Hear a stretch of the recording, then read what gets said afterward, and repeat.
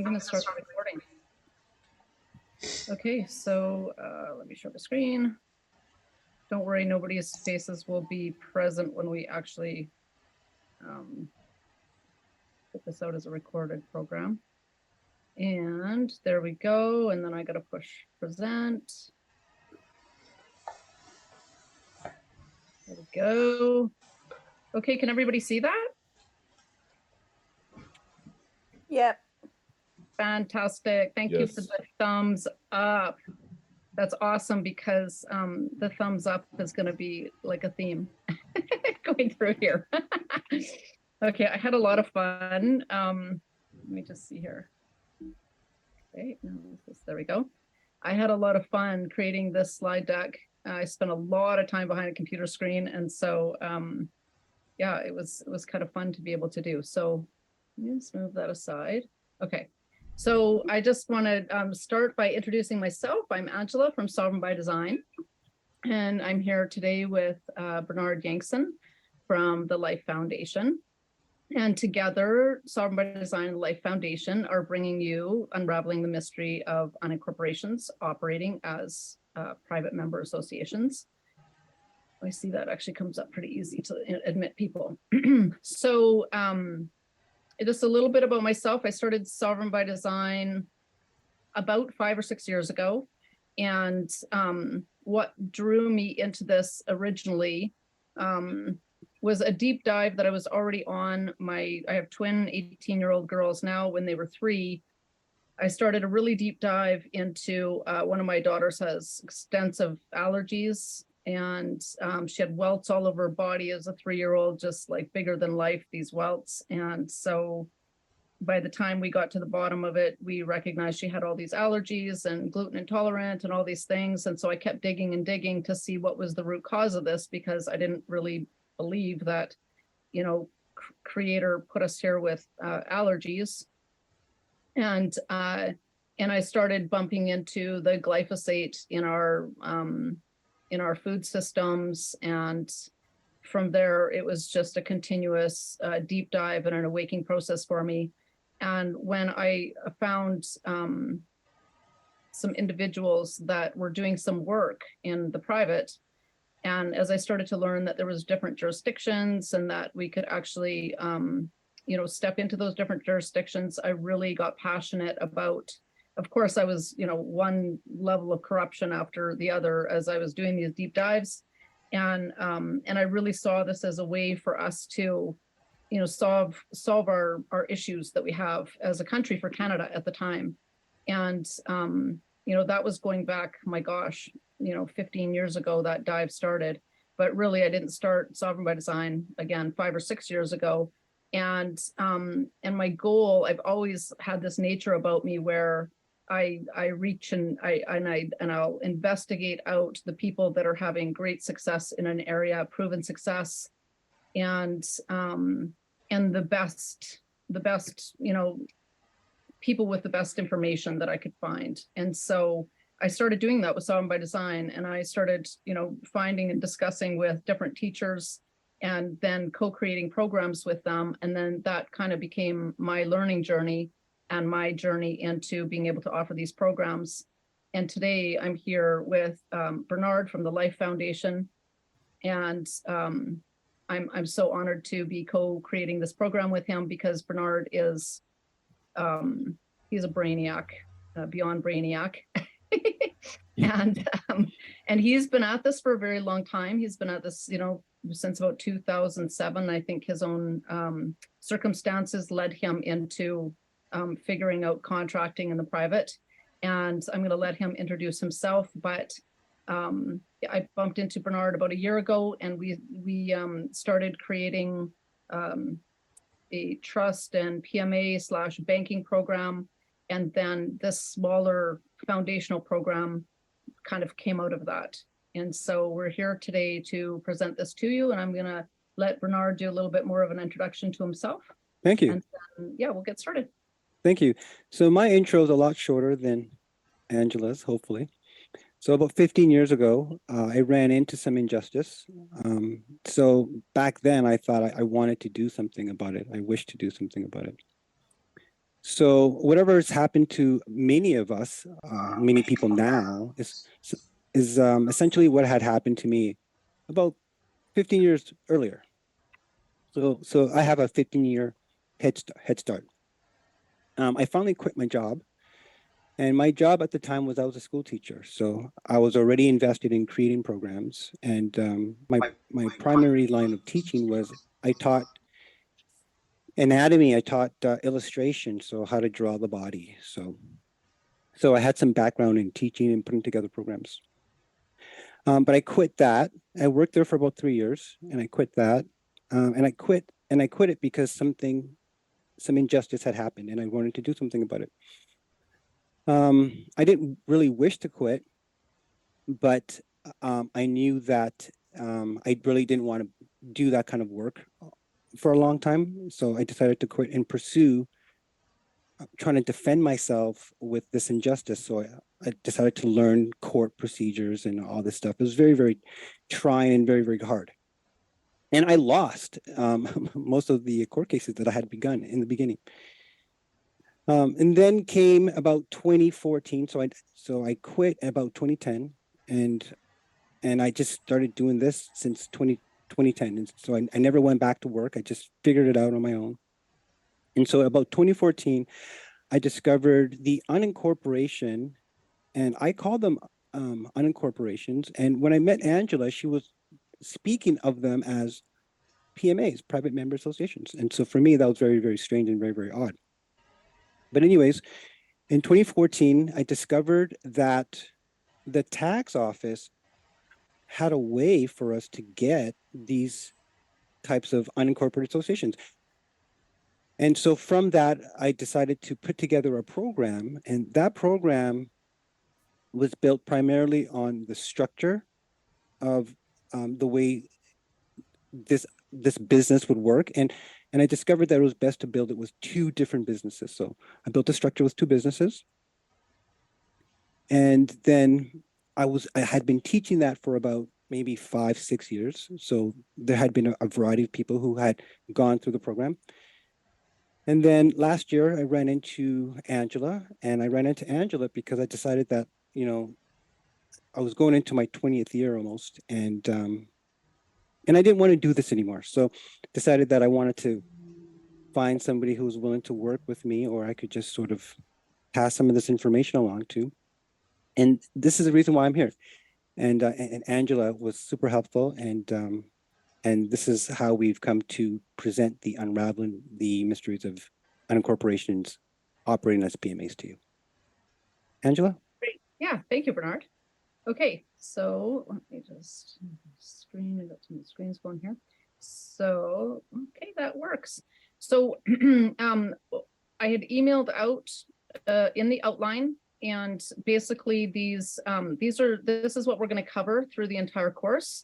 So I'm just going to read through quickly, and then actually, you know what? I'm not going to do that. I'm just going to save a little bit of time here. I'm just going to read through day one, what we're going to be covering today. So today we're going to be covering defining a PMA and an unincorporated association, the rights and benefits of a PMA and a UA structure, unincorporated association structure, the difference between an unregistered PMA and a registered PMA and an unincorporated association. And then we're going to go into examples and history of unincorporated associations as PMAs. So a little disclaimer, I just want to start with that to say that all discussed content here is intellectual property of Sovereign by Design, and it's only for entertainment and educational purposes. Nothing should be considered legal advice. The views expressed by presenters are their own, and by being a member does not imply an endorsement of them nor any entity they represent. Recording or sharing this material is not consented to. Please honor this as a private member. And then I threw out a maxim: one who desires equity must do equity. So that's the disclaimer. Little housekeeping. We're going to have a question and answer period at the end as the outline shared. So please record your questions down, write them down, or you can, it's probably best that you write them down. You can try to put them in chat. If you put them in chat, maybe put them like with the fire symbol or some kind of a symbol in front so that we can easily identify what the questions are versus the chat when we get to the Q&A. That would be very helpful. And when we go into the question and answer period, if we can stick to the questions that relate to today's content. So we don't want to jump into questions for next week's content or banking, which is the third day. We want to just stick with questions for today so that we don't confuse people. This program is foundational knowledge on PMAs. We're not going to get into strategies. We may dip into a couple strategies, that may happen. But for the most part, this is foundational knowledge. We've got a fairly large group of people, and everybody comes from a different background and a different level of education around this material. And so I've tried to keep it, and we want to keep it both with the questions, but also just as an expectation of what we're covering. We want to make sure that everybody's covered, and this type of material can get overwhelming fast. And so we've made a real effort to try and keep it as simple as possible so that we don't lose people along the way. And a lot of people are here from the interview with Mike Adams, where I briefly touched on the W-4 process and covering fines and discharging debts and those kinds of things. And while we may touch a little bit in this program on the W-4 process, we definitely are not going into the W-4 process. And let's have fun. I made a thumbs up theme as I was trying to create these slides. Just having the text there seemed a little boring. So I've used people in, kind of creative photo ways to make it a little bit fun. And also I wanted to draw in the people because private memberships associations are about people. They're about community. So we'll get started. Next page. Okay, so before we get into what is a PMA, which is where I'll be, that's where Bernard will start. I want to just back up a little bit and create a framework for the body of work that we're going to present. And I wanted to make sure that we're catching all the people depending on their level of study so that people aren't lost right from the get-go. So just bear with me as I go through a little bit of a story setup. So this slide, this information comes from Romley Stewart, and he runs a channel on YouTube called Justinian Deception. And this is just a great little synopsis of changing our status is really about changing our relationship with our governments. And so we've got here, there's two U's, the birth certificate U, which is not really you, and the registration of live birth, which is both of those are pieces of paper. They're not really you, but we'll say two U's. The Justinian Deception is a system that removes the public domain into private contracts. You got that, B? Awesome. Got it. Sorry, the Justinian Deception is a system that removes public domain into the private contracts of Rome in order to forego justice. In short, all the rights, the common law rights that a person has from the public, if they enter into the private laws of Rome, the private contracts of Rome, they will lose all their God-given rights to common law justice and will be subjected to the contracts and statutes of Rome. So that's what the Justinian Deception is. It's the hidden system that deceives you from going from public to private. It's a deception, and it dates back to the Emperor Justinian in 530, roughly 530 to 560 AD. Can you guys still hear me okay? I just plugged in my earphones. Yes. Yeah? Oh, good. Okay, good. So he created a thing called the corpus juris, which is the jurisdiction of the dead. Now, for people that are new, again, when you're delivered, there is a registration of live birth that's created for you that your parents, your mother signs off on. And then that quickly goes to a vital stats type of department, and they create a birth certificate entity, and that is a corporation. It's a corporate entity, and corporations are known as dead entities because only men and women are live entities, of course, outside of plants and animals. So therefore, what he did in order to bring the living man forth with no rights, he legally sacrificed the children at birth. That was the birth certificate. That's what birthing is all about. man is born into existence, but is birthed into a form of legal death. And once you've been birthed into legal death, you remain there, then a dead man has no rights. So what Justinian deception does is it attaches the living man to a dead thing. So you are attached to your birth certificate. And then once the attachment is made, the debt account, which is last, first, middle, is what is attacked or contracted by the government. And, you know, some people feel that this can be an attack, and many times it can be looked upon like that. And while the living man is attached to the debt account, it is assumed that the living man is dead. The birth certificate legally set up the trust, and that's why in general, in the government, there are two birth certificates. One's the creditor, one's the debtor. And when you stand with those two certificates, that governs whether and where you stand with those two certificates is what governs whether you are the debtor or the creditor of the government. And that's how it works. So that's back in 560. We're going to move up in history. And this I'm actually going to send out to everybody today, the Campbell brief, so you'll have a copy of it. And I'm just going to briefly go over the yellow highlighted pieces. And this is kind of bringing us forward and again, embodying our conversation for today. So this is called the Campbell brief. This editor's note is a verbatim transcript of a lawsuit filed in July of 1995 to the South Dakota Supreme Court. Okay, so this is the Examination of Emergency War Powers Act of 1963. So during World War I, the U.S. Congress passed the Trading with the Enemy Act.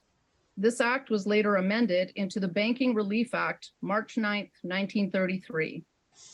By means of that amendment, the United States has been operating under war powers and emergency powers since March 9th, 1933. So under War and Emergency Powers Act, the Constitution is null and void.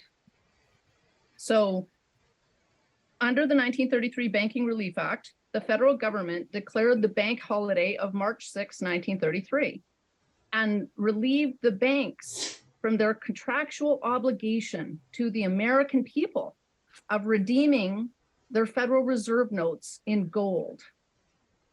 The Federal Reserve notes originally constituted a warehouse receipt for real gold in which the people had placed on deposit with the bank. So what was happening at the time is that the country was at war, and just because this is about America, this is a template that is global. I've done the research on this for Australia and Canada, and it marries in. So even if you're listening to this, what does this have to do with me? I'm from Canada. It has everything to do with the template, the global template that's upon us. Okay, so they took away, they brought in, at that time, they asked all the American people to bring in their gold to the banks because they didn't have money to fight the war. They needed the money. So they told everybody to bring in their money and that there would be this contractual obligation back to the people. Well, with the revision of this Banking Relief Act in 1933, they just relieved all the banks of their obligation to the American people to fulfill that obligation. So then the amended version in 1933 of the original Trading with the Enemy Act in 1917 was approved and passed by Congress on March 9th, 1933. The amended version of the Trading with the Enemy Act, remember they're at war, and so the Trading with the Enemy Act is about things, policies and procedures and events that are okay to do to your enemy, because it's an act against the enemy. So in further to the amended version in 1933, it was radically different from 1917 version. In 1917, the jurisdiction of Trading with the Enemy Act excluded all citizens of the United States, of course.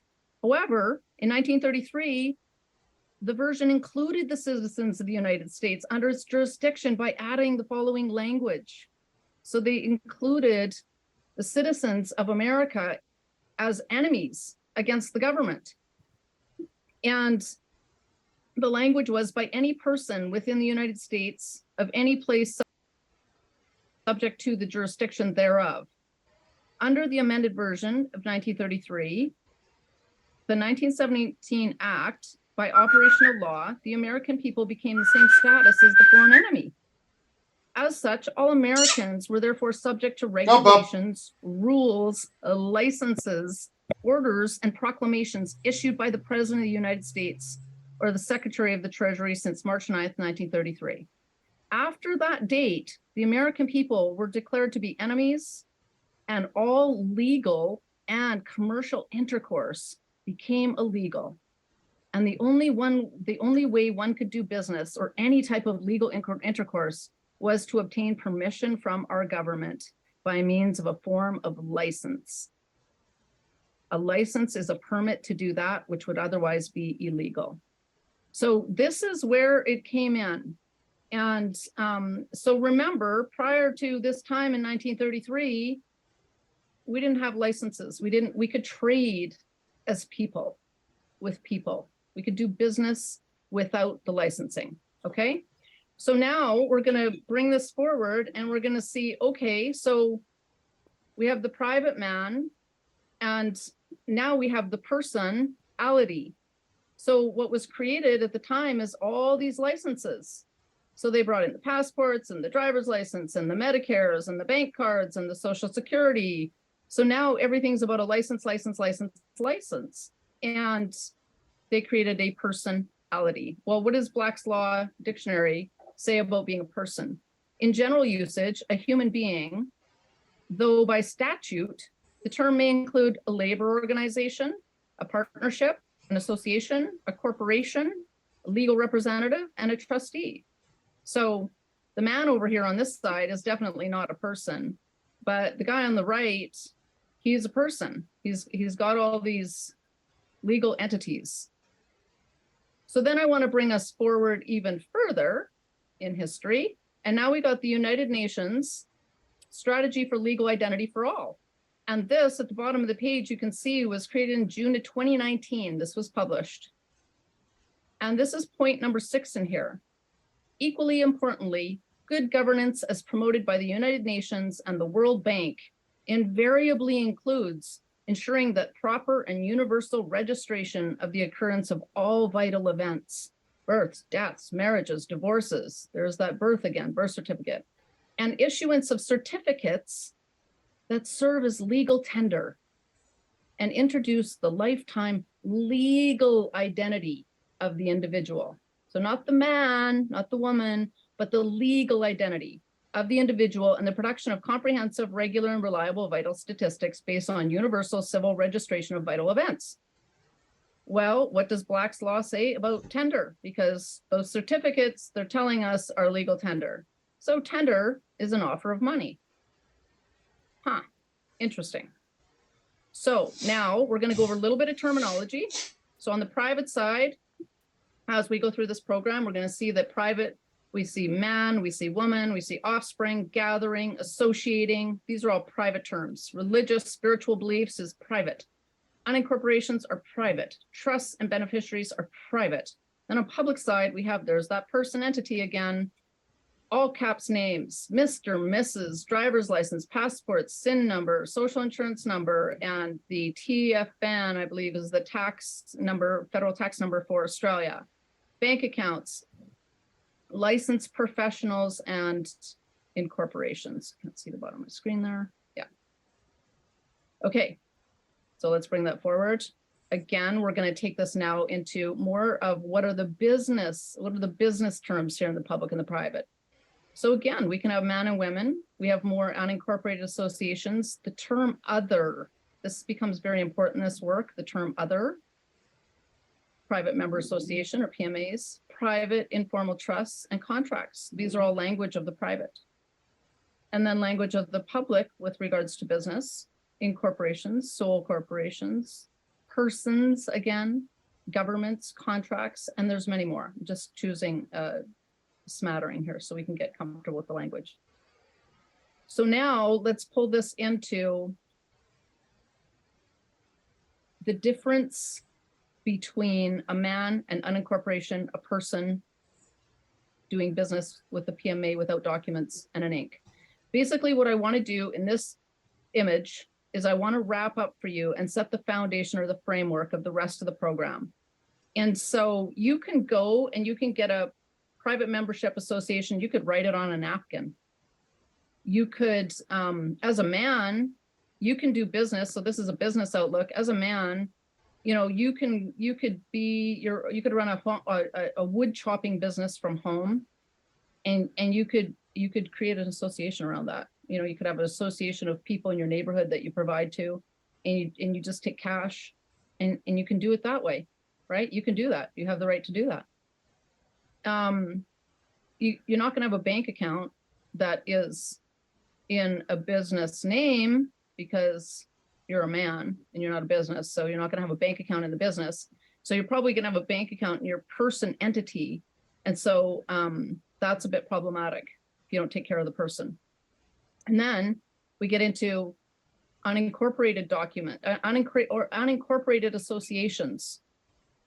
This again is on the private side. And this entity is doing business with documents. So they have the most fun. And we're going to get into all of these points as we go. I just wanted to outline that essentially you can be a unincorporated association, and you can go and have somebody write your PMA documents, or you could write your own PMA documents. And you can go and set up your, a business bank account, probably in the statutory side.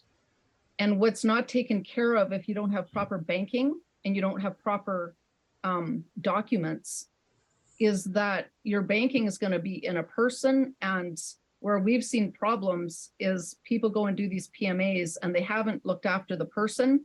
And when the municipalities or the bylaw officers or whoever comes a knocking, they go after the person. So they can't go after the unincorporated association because they're from the public and they can't interact with something in the private, but the person is still attached to you. So if you haven't taken care of that, that's what they're going to start attacking. And so our unique approach to this program is that we start with the protection of the person. So actually, in protecting your person, you could just protect your person and not do business. That's great too. Then your person's protected. You learn how to do that contracting. But our unique approach to doing unincorporations and the banking that we bring as a bigger program later outside of this foundational program is that we look after protecting that person first. So that's really what I wanted to is to show you in this, is that there's, you can do business as a man, an uninc with business documents. You could be a person. We went over that, doing business with a PMA without the proper coverage of the person and without the proper bank account. And that's problematic too, because that's got high seizure, high potential liability of, they can seize your bank account, they can come after your person, they can go after your mortgage, they can go after, it's endless when they start tapping into you. Or you can be a full incorporated business, which gives you full statutory rights. You get the right to associate, the right to, we'll go over the what you get with that benefits later. But I just wanted to show you the 4 different categories and why it's important to look at protecting the person as you get into this. So now we're going to move into defining a PMA, and I'm going to pass it over to Bernard. Thank you, Angela. And that was very lengthy and very thorough. And I'm sure we are going to be covering some of that stuff again. And between the way Angela is going to be explaining it and between the way that I'm going to be explaining it, my focus is to reduce it to its common denominator, to make it as simple as possible. Okay, so number one, many of us here have a broad definition which we can find online. To your right is what you can find online regarding what an unincorporation is. But if you didn't know that a PMA was an unincorporation, you wouldn't find this definition. Okay, so the concept of the PMA we'll look at just based on what's written: private, membership, association. Okay, so if that's the case, we'll go over the concept. And then, of course, we're going to go over the reality. And the reality deals primarily with yourself as an individual, okay? What it is that you wish to see, what it is that you wish to give back to the community. And of course, the market location. So if private member associations are real, if they are tangible, if they are historical, if they are a type of business practice and structure and entity, where are we going to find them? Okay, this is a real thing. It's got to be out there for us to look for. Okay, Angela, next slide. Okay, so what is it? What is a private membership association? So number one, it's got to be private. Okay, and what that is saying is that you gotta advertise, you gotta make public that it's private. You gotta let the people coming in know that there's some private provisions. Okay. Okay. Number two, second, it must be composed of a membership drive. So you're actively trying to get membership, okay, and or have documentation for the members. Um, and and the reason that's important is because your PMA is a type of domain or a boundary. Okay, so you can say that this member was through the membership drive. That's usually looks like a waiver. Okay, so a waiver for people coming into your boundary, your organization. So with the second one, simple handshakes will not do. Okay, because people can always go back on their words, and it's better to have documentation, a waiver between yourself and someone else. And we're going to learn more about this later on, as the people that are coming into your business, you don't know if they themselves are public in an official capacity or if they themselves are private. And the difference between the two is if they don't make a claim, if they don't say anything, then they automatically can be presumed to be public. So that's why it's important that we let the public know that we're private. So with your PMA, you got to have a notice somewhere that says that your nature is not public. Okay. The third is, although the standard for private membership associations or unincorporated associations suggest, or you may read about that, they say that there's minimal paperwork, right? That's one of the features, is that you don't have to do a lot of documentation. Any business striving to hold members, okay, so that's a membership drive, and doing community service must seriously consider creating a constitution and bylaws for their members. Just like you live in a city, there's bylaws in the city, right? And you have an agreement with the city when you get identification cards. Okay, so they can hold you to that, okay, at some form, okay? And fourth, so in the business landscape, these private membership associations, again, as we've already gone through it, are known as unincorporated associations. So we will have an opportunity to look at through the web, different types of governmental sites that show classifications for different types of businesses, and we will find an unincorporation somewhere within this sea, okay, of all these different types of businesses. Okay, Angela, next slide.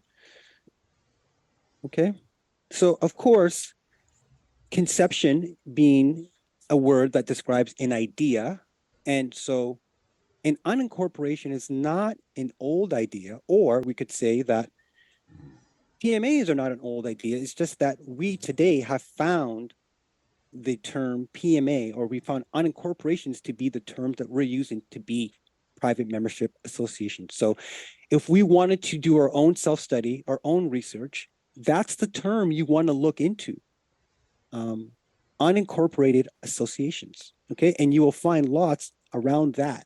So the term or the concept, the idea of private membership association naturally came forth or came out of a lot of the hardship that a lot of people were experiencing from the past 2 to 3 years, where they needed a new perspective on what was happening to them business-wise and what they could do in terms of protecting themselves business-wise.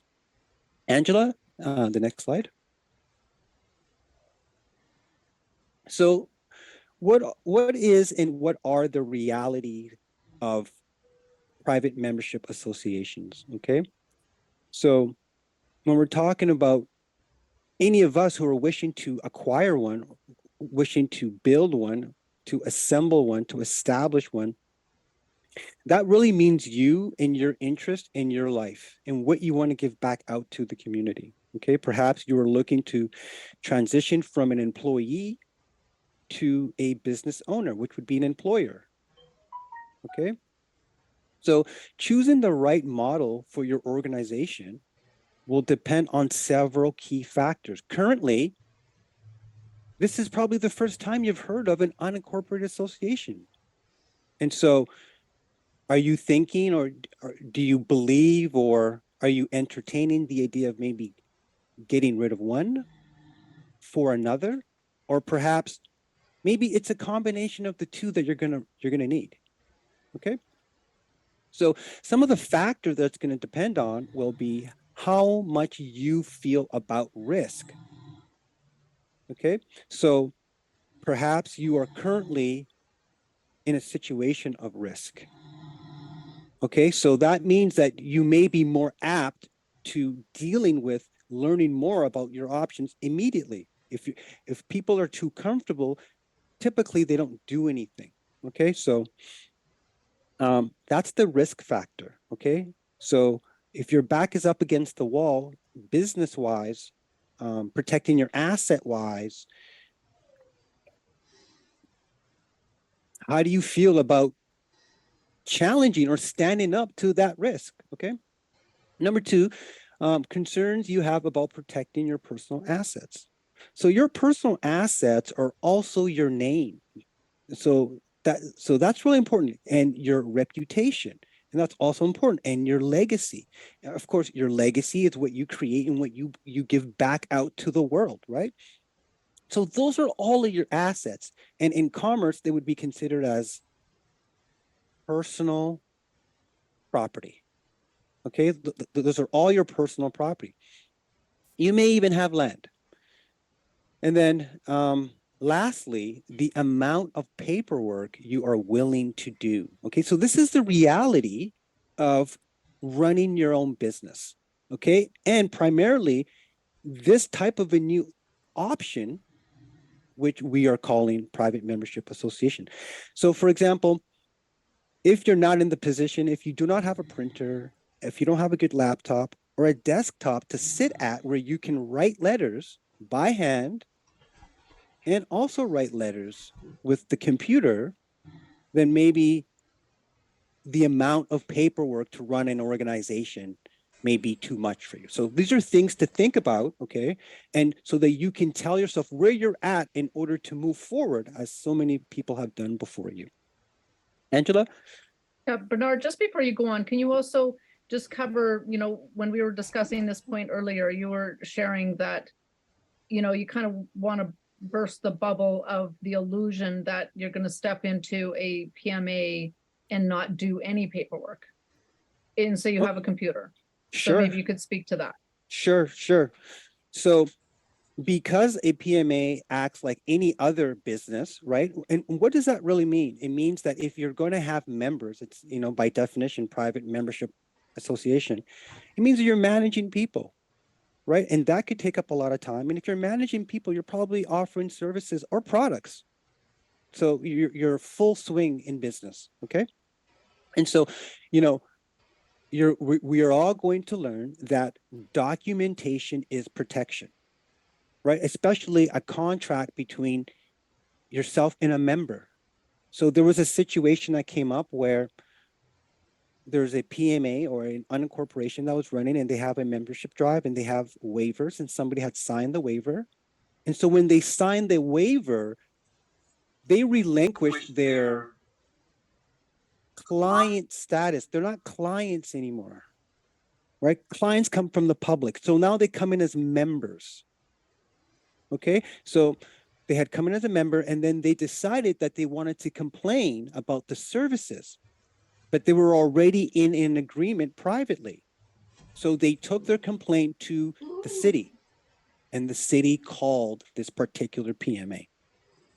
Now, because they had documentation, because they had some paperwork to cover their tracks, they could say, and they could use the paperwork to say, we have a private agreement with this gentleman or this madame, and we are not open to the public.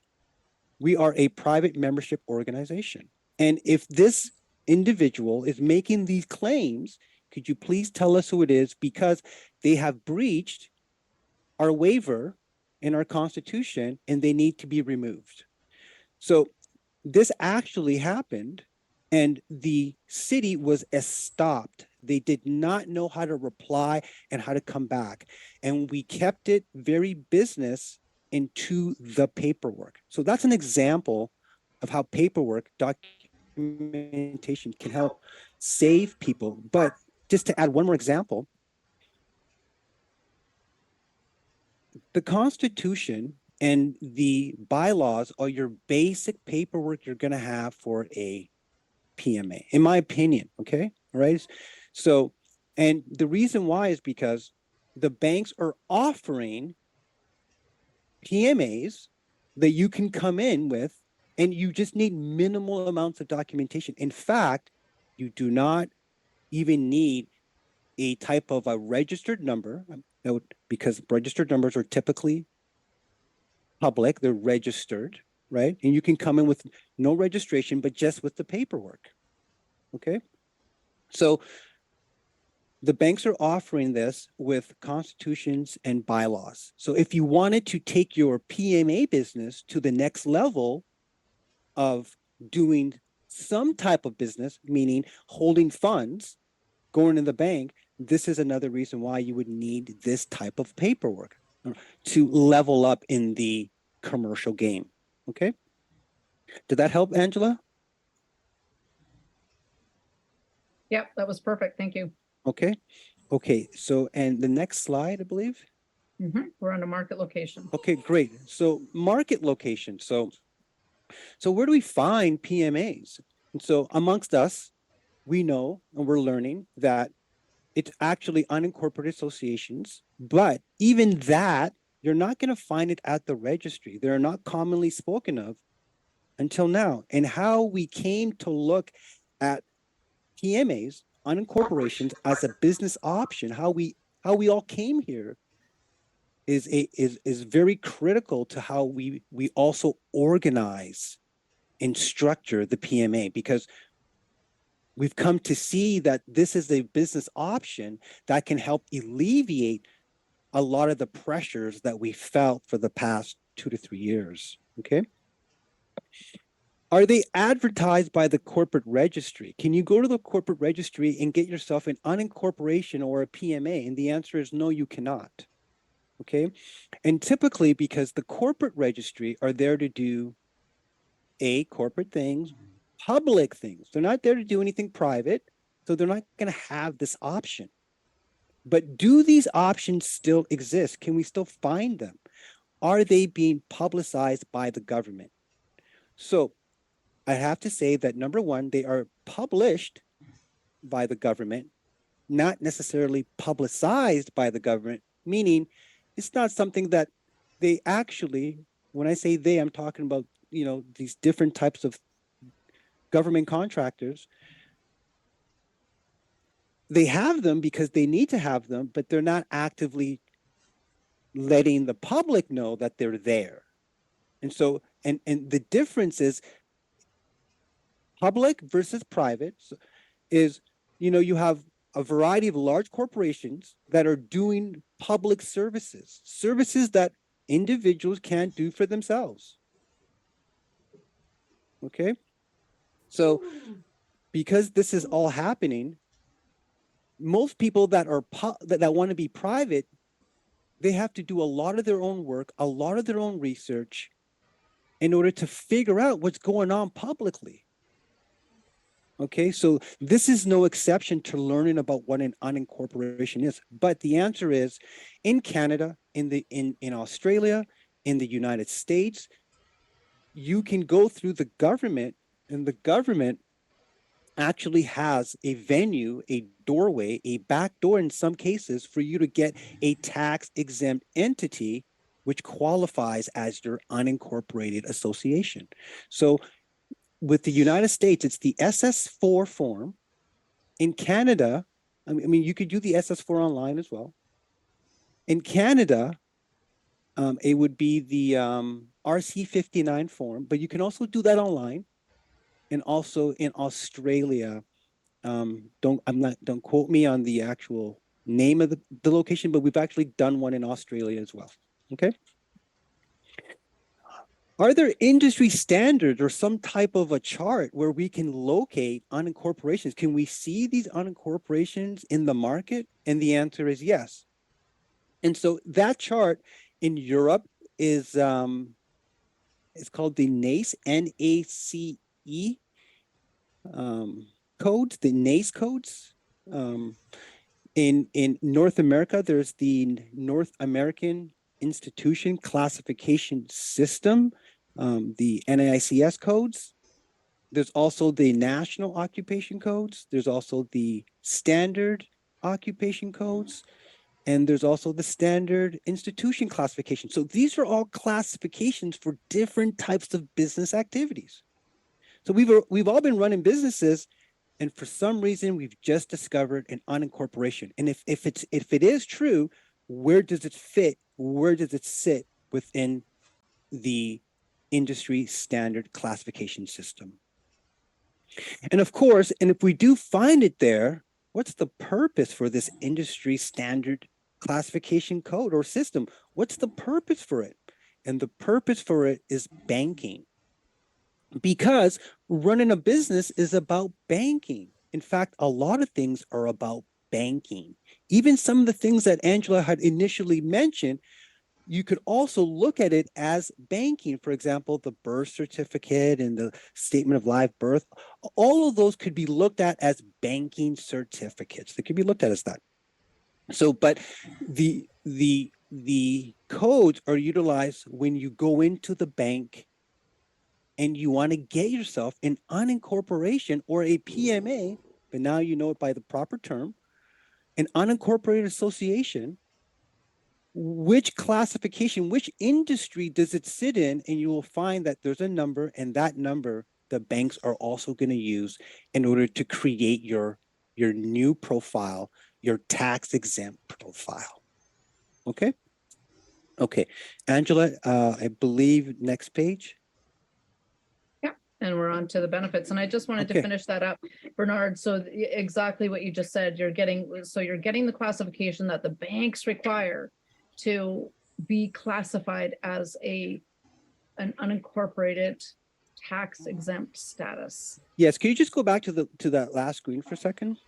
Yeah, like I can. Okay. So we're going to trail off from number 4. Are there industry standards? And the answer is yes. But when we get to the industry standards, when we get to the codes, we'll see numbers, and then we'll see different statuses for numbers. The status for unincorporation is the category of other. So this is where the other category comes in. Okay. And other in the commercial sense is a term that relates to or means or refers to things that are private. And we can figure that out when we get to the site by making a comparison of the industry of public administration. There's a whole industry in public administration, and that industry is the industry that has no other in that industry. Okay. So the public administration seems to be the predominance in the governance of all of commerce, all of the C. So you're dealing with the courts, you're dealing with the crown, you're dealing with your government, you're dealing with the tax office. These are all public administrators. Okay. Businesses that have taken on the mantle to perform these services for everybody else. Okay. So I just wanted to touch upon other, and that's why we came. So you can move forward, Angela. Thank you very much. Thank you. And just so everybody knows, all of the next, pretty much outside of a guest speaker of our webinar 2 next week, Bernard will be guiding us through a deep, deep dive of everything that he just covered there with the classification codes. So the benefits of a PMA, we're running a little bit behind, probably my long introduction at the front. So I'm gonna move through this at a faster pace so that we have some good time for Q&A. So the benefits of a PMA, you create your own laws within your PMA community, and that's huge. You're creating your own laws. You get to create your own laws within your community. But with this great freedom comes the great responsibility of being able to stand in your laws. So know thyself and know how to stand in your chosen authority. You get the freedom to assemble with others of like mind. Of course, that's an unalienable right. Freedom to offer alternative products and services that may be not as acceptable or welcome in a regulated environment.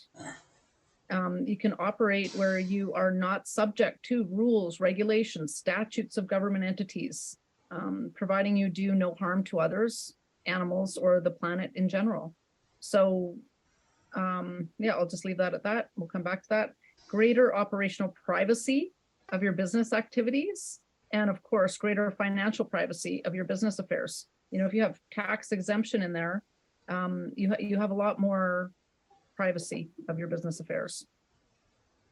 So the rights of PMAs. So I put in here this little chart, just I'm a very visual learner. And so I put this in here just so we could get a little bit of an idea. You know, I've got God, Creator, Great Spirit at the top. If that's not your belief system, then that's fine. Just, you know, put in there whatever it is for you. It's at the top of the hierarchy of laws. And then we come down to the people. So the people, it goes God in this illustration. By the way, this illustration is the graphic on the side here says it's from Sedum.org. Some great information there if you want to write that down. So we've got God, and then we move into the people. Sorry, my puppy dog's going to go off here. Great.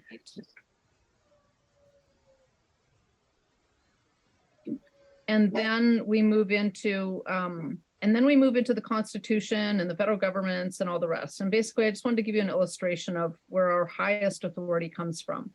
So the rights of PMAs, unincorporated associations, come from real and private capacity as men and women.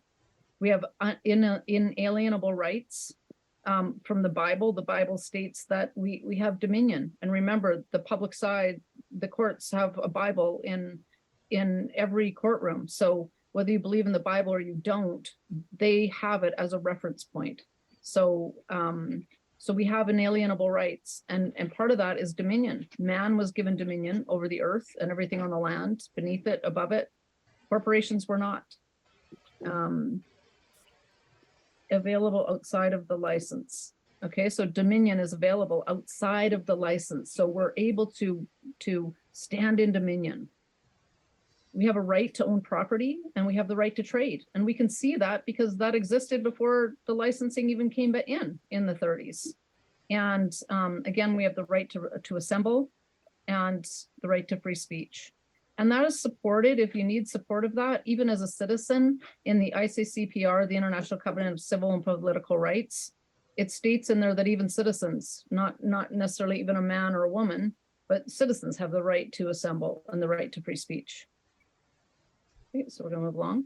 Now I want to bring in a little bit of case law just for people who are maybe not as comfortable yet and looking at, well, you know, how do I stand in that? So we even have case law.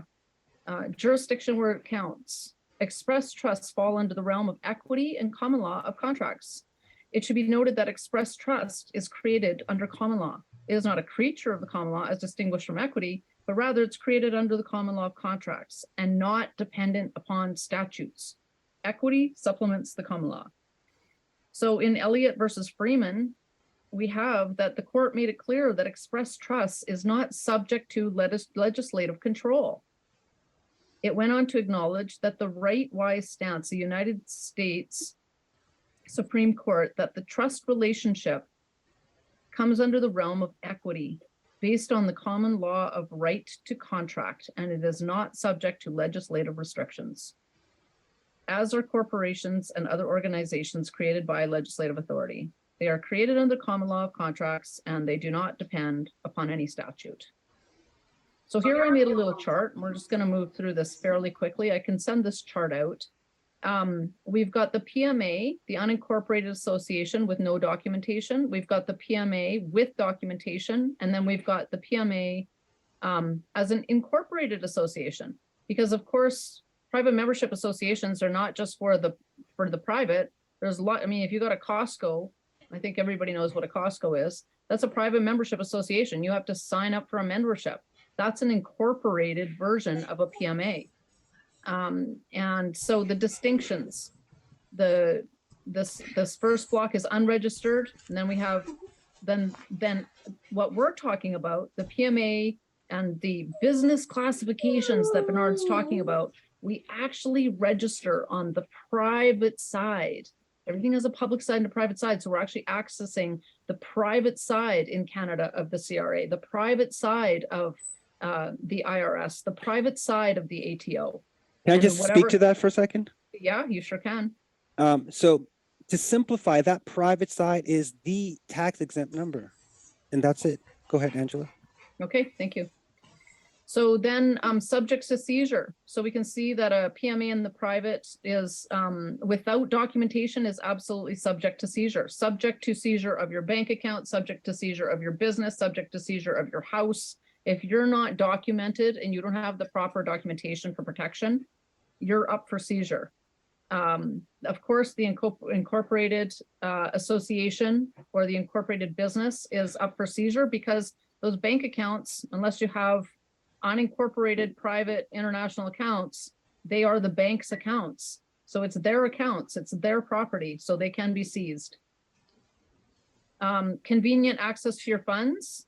So an undocumented is not really applicable because you're not going to have a bank account if you don't have the proper documentation. If you have the proper classification with a PMA, let's not even call it a PMA because a bank's not going to know what that is, an unincorporated association, if you have the proper documentation, then you're going to have convenient access to your funds, and there's absolutely no way that seizure can come in. And of course, on the incorporated businesses, you have convenient access. You includes checks, debit cards, digital payments. Okay, so the unincorporated association without documentation, again, you don't got a bank account. The one with documentation, you get all that. The only thing you're not going to get is the credit cards. Okay, you're not going to get credit cards with a PMA unincorporated association. Now, if you need credit cards, you can still run a federal corporation on the public side, and you can tie that in with your unincorporation on the private side. It doesn't have to be all or nothing. Okay, and we'll get into that later. Credit cards, again, I already covered that. Safe harbor provisions. So this is actually just the opposite of the seizure. Okay, so with the PMA with proper documentation, you have safe harbor provisions, meaning you're protected. And with an incorporated association, something that's incorporated, you don't have those. Again, it's open for seizure. Requirement to file. So the only one that's no is the PMA with proper documentation and the proper banking classification. Required to report. Again, it's a choice for the first two, and required to report. I don't know why I have no on the incorporated association. Of course, report. Sorry, your file and report are two different things. Report, an incorporation, you have to file. You don't have to report. And reporting is kind of like more the W-4 conversation. So we're not really going to get into that at this point, but we can go through that a little bit later. Transfer tax when you're buying property. I'll just skip to in a PMA with proper documentation and a proper classification so that you can get a bank account. You're not having to pay property tax you're not having to pay transfer tax when buying a property because it's a tax exempt account. So it doesn't qualify for the program of taxation. Subject to statutes, laws, and policies. Okay, the only one that's not is a properly documented and classified PMA. And then you get to create your own laws. Well, with a PMA that's unincorporated and you're not really doing a lot of documentation, yes, you can create your laws, but you're open to seizure. The PMA with proper documentation, proper classification, of course, you can create your own laws. And in an incorporated environment, you absolutely cannot create your own laws. So now we're going to go through, Bernard, I'm going to pass this over to Bernard for some examples in history, and then we're going to move into Q&A.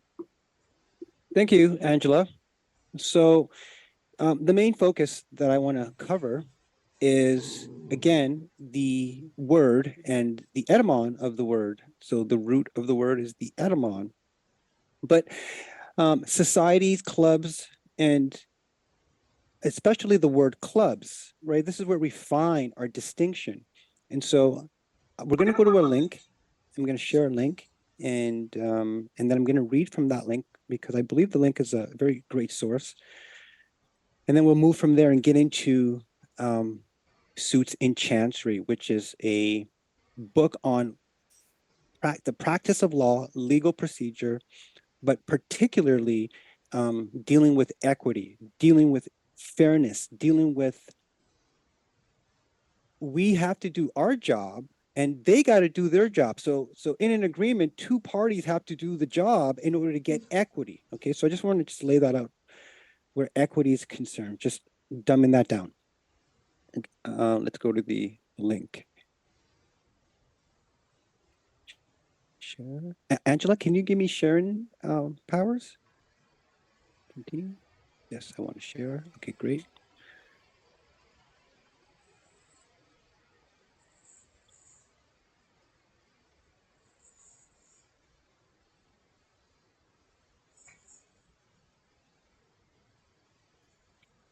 Okay. Okay, so this is Carnegie, the blog for the Carnegie Club, and we're reading this because it says something that's very, very peculiar and interesting and relates to this whole subject in its entirety. Clubs have existed in one form or another throughout history, with people drawn to those with whom they share a background, interest, or situation. While clubs are universal, the club with a capital C is a very specific kind of institution. It evolved out of the social spaces of Restoration England to become a quintessential part of British life. A home from home for London's most affluent, the club was a place where they and their contemporaries could privately meet, converse, and imbibe. Despite the political, economic, and ideological changes that the passing centuries have wrought, the club has endured and is today enjoying a resurgence of popularity as a new generation discovers the allure of club life. London's first clubs congregated in the city's coffee houses and taverns. There, fueled by excessive amounts of caffeine and rather less salubrious libations, men met to discuss news from Parliament. So again, Parliament would have been public, and engage in philosophical debates. These early clubs were numerous and niche, from the serious to the sublime. There were clubs for political factions, shopkeepers, dandies, beggars, mollies, and more. Mollies, what's a molly? What distinguished them from clubs was their lack of independent premises. Again, what distinguished them from clubs was their lack of independent premises. That would soon change. Miss White's chocolate shop had been founded in 1693. So again, the history going all the way back to the 1600s. But in 1736, its enterprising proprietor, okay, so maybe enterprising proprietor, maybe them going into an incorporated sense, okay? And an early example of disruptive thinking. You pended a hitherto successful business model by realizing it would be more lucrative to close his doors to the public, interesting, and instead cater exclusively to a select group of affluent patrons, okay? The gamble paid off. The club at White's prospered, and the successful model was eagerly copied. Gentlemen who had formerly been happy to meet in the public spaces of the coffee shop houses now desired the same privacy and implied status, okay, afforded to members of whites. Suddenly, everyone wanted to be a member of a club, okay? Again, just a little synopsis on clubs and some literature out there in terms of where clubs are coming from and how long they've been around. I'm going to release the share, stop share. Okay. And I believe we're back on your, can you just put the screen back up, Angela, for me? Okay, perfect. Okay, so which leads us to around 1894. So we're just jumping from different time periods. So 1600s to now 1894. And so that's about, 130 years almost, 130 years ago. So now the reason I selected Suits and Chancery is because it's a legal book. And the great thing is, all I need to do is put in the word unincorporated into this thick book. We're going to see how big it is. And it only comes up twice. And so because it comes up twice, I thought it was most relevant to show its relevance in this legal book. Okay, so I'm going to share one more time. Thank you, Angela.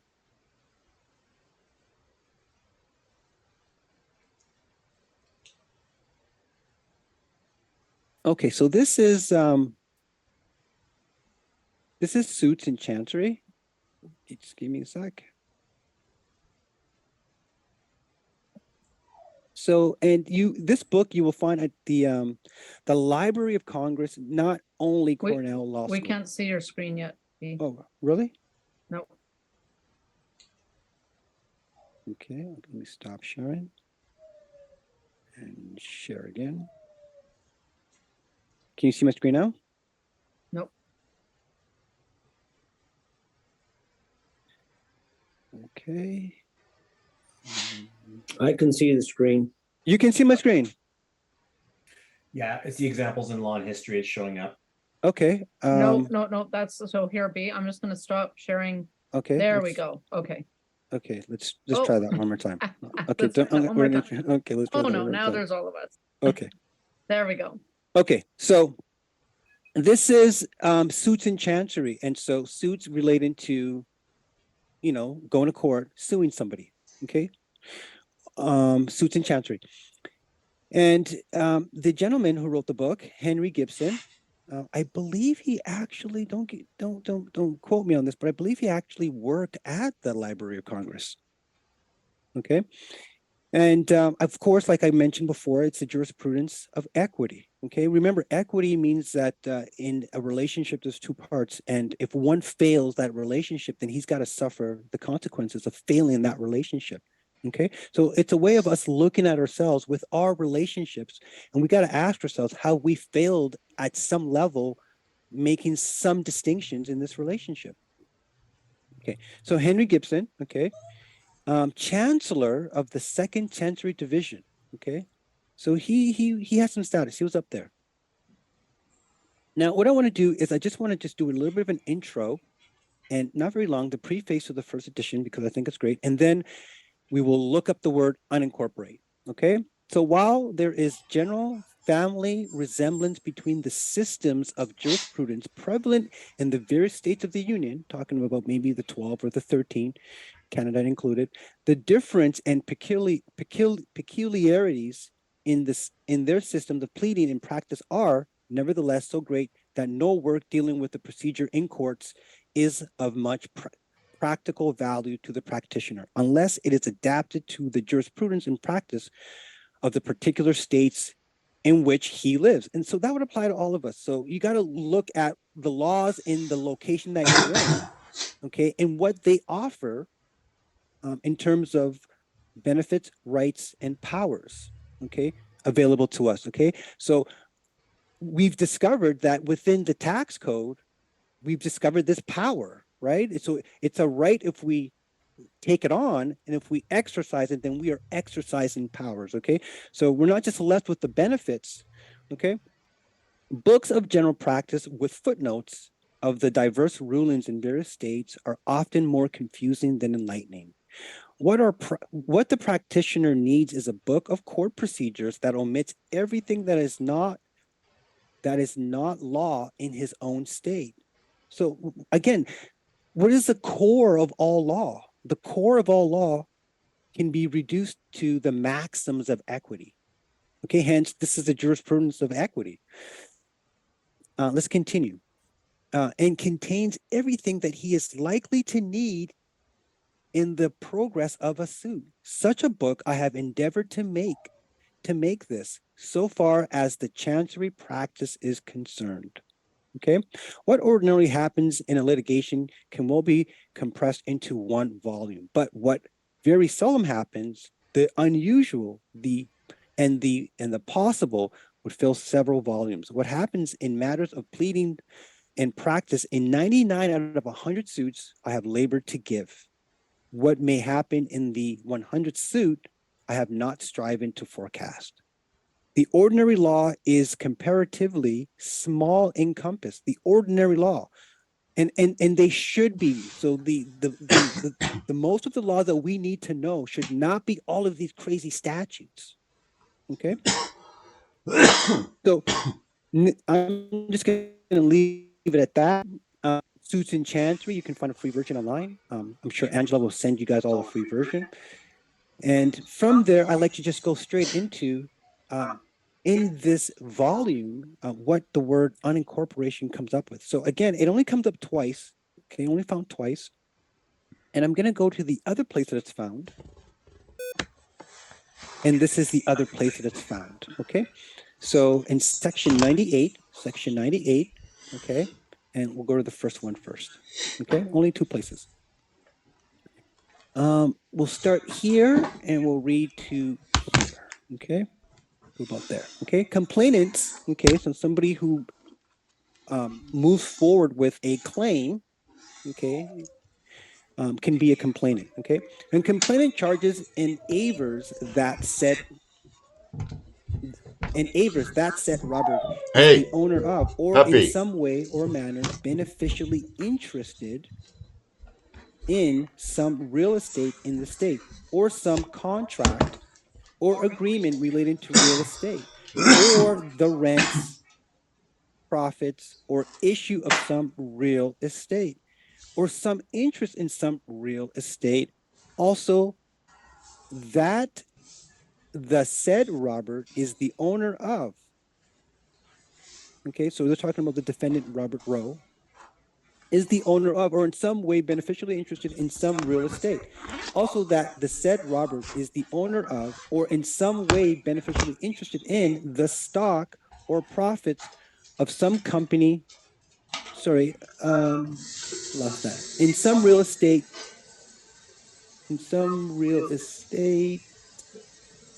Also, that the said Robert is the owner of, or in some way beneficially interested in the stock, property, or profits of some company, incorporated or unincorporated.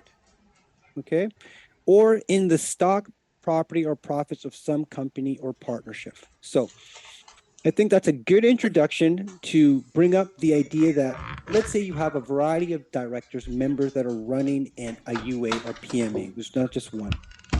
Typically, UAs or PMAs cannot be sued because they are not considered legal or public entities. So typically what happens is the directors can only be pulled and attacked personally. Okay. Now, the second part where we find the word unincorporated is, I believe, in what's the bigger header is who should be the complainants, section 96, general rules as to the parties complainants. Moving along, and section 2 of section 97, who should be complainants when the parties are very numerous. Okay. Number 2, where the persons interested are members of a voluntary association. Okay, another term for PMAs are voluntary associations. This association may be for either public or private purposes. In cases of this sort, a few may sue for the benefit of themselves and all see for themselves, not for the entity, for the benefit of themselves, and all the others, care being taken to have a due representation of all substantial interest before the court. This class includes literary and social clubs. Again, social clubs comes back in again. Unincorporated insurance, okay, and then it says labor. So it could be unincorporated labor, unincorporated political or charitable or religious associations, hence the term unincorporated associations today. And you will find that on the websites of banks. They offer services for unincorporated associations. And you can come in as an insurance, you can come in as a labor union, you can come in as a political party, you can come in as a charitable organization, a religious institution organization. So this tells you in terms of industry, what the different industries you will find this term. Okay. And again, this book goes all the way back to 1894. Okay.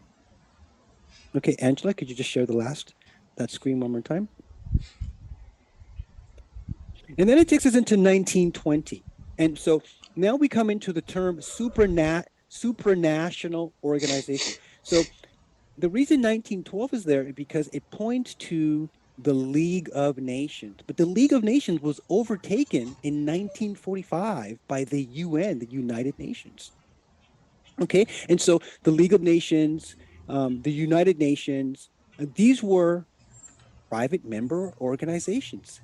And they were writing international laws or statutes, okay, for a lot of corporations, which happen to be countries. Countries were corporations, in order for them to come into different types of settlement or peace treaties or peace agreements. But in 1814, these types of voluntary associations were around. Then they grew, or there was an attempt for them to grow in 1920, and something happened historically where the League of Nations did not make it. And instead, we have the UN declaration in 1945 for the United Nations. All of the statutes, all of the orders, all of the conventions, all the contracts, or the declarations that you have at the UN are still declarations for nation states. So this is a big distinction. So nation states relate to corporate entities, whereas when you're just talking nations, hence the League of Nations, you're not talking corporations. You're literally talking about nations. So, of course, the World Bank, which is tied into the UN, and also what Angela had read previously and earlier regarding the UN legal identification for all. So the World Bank and the UN are working together in order to create this type of a monetary system. So, of course, you will find voluntary organizations such as not just the UN, not just, let's say, another one, the WEF, but you will find a variety of them in international agreements. The international agreement that I want to bring up in relation to the 1920 or the UN is actually the, what's it called, Angela? Oh, the Law of Nations? The Law of Nations as an international agreement. And do you want to speak a little bit about the Law of Nations? Yeah, so just that's a private handshake agreement, really. It's a treaty, the international or the Law of Nations. Law of Nations was written by Vattel, and that came from the whole premise of that treaty was written from the law of nature. So he created that 800-page treaty, basically expressing that man existed and thrives in the laws of nature. And you can't create a nation without that. A nation is just men. And so you can't create a nation and a body of laws for nations without considering the man and as an extension, the law of nature. And so it really ties into our to higher laws than the de facto country constitutions. And that was agreed upon by, I think it was like 206 nations adopted that. And it's actually written into the United States Constitution. But that's an example of a voluntary private membership agreement. Thank you. Thank you so much.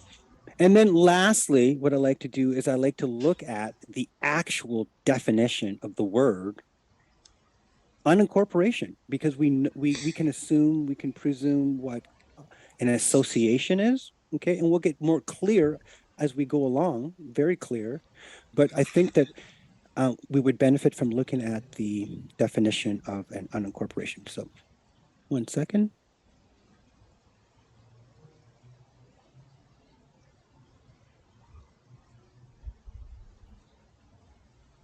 I'm going to stop my share again so that you can share. Okay. There we go. All right. And can you see my screen? Yes. Okay, great. And okay, so this is, you guys can all see etymonline.com. Anybody Yes, you can. Okay, Yep. great. All right, great. So this is the go-to Etymon page that I like to go to. It's not the best. The best is buy yourself a dictionary prior to 1945. Buy yourself a Noah Webster's dictionary prior to 1955. Sorry, 1945. Okay, if you can. Okay. And previously the ones before that one too. So unincorporated as a word, okay, is cited in 1715, and they describe un first, okay? And so we'll read un. I'm sure we all know what un means, but it's the negation of a word. It's the same word as nay or yea, right? It means no or not, right? Prefix, negation. Old English un from Proto-Germanic in asterisk un, source from Old Saxon, Old Frisian or Friesen, Old High German, German un, Gothic un, Dutch on, from, I believe pi means the root, and I believe that means noun. Okay, source of Sanskrit, a and not. So the word a actually means no in the dictionary, by the way. So the word void and the word avoid. So you could just use the word void if you put it together in a proper sentence. Combining from root, nay, not, okay, often euphemistic, okay. The most prolific of English prefixes, okay. So un is a prefix freely and widely used in Old English where it forms more than 1,000 compounds. Of course, we know that. I'm just moving through this very quickly.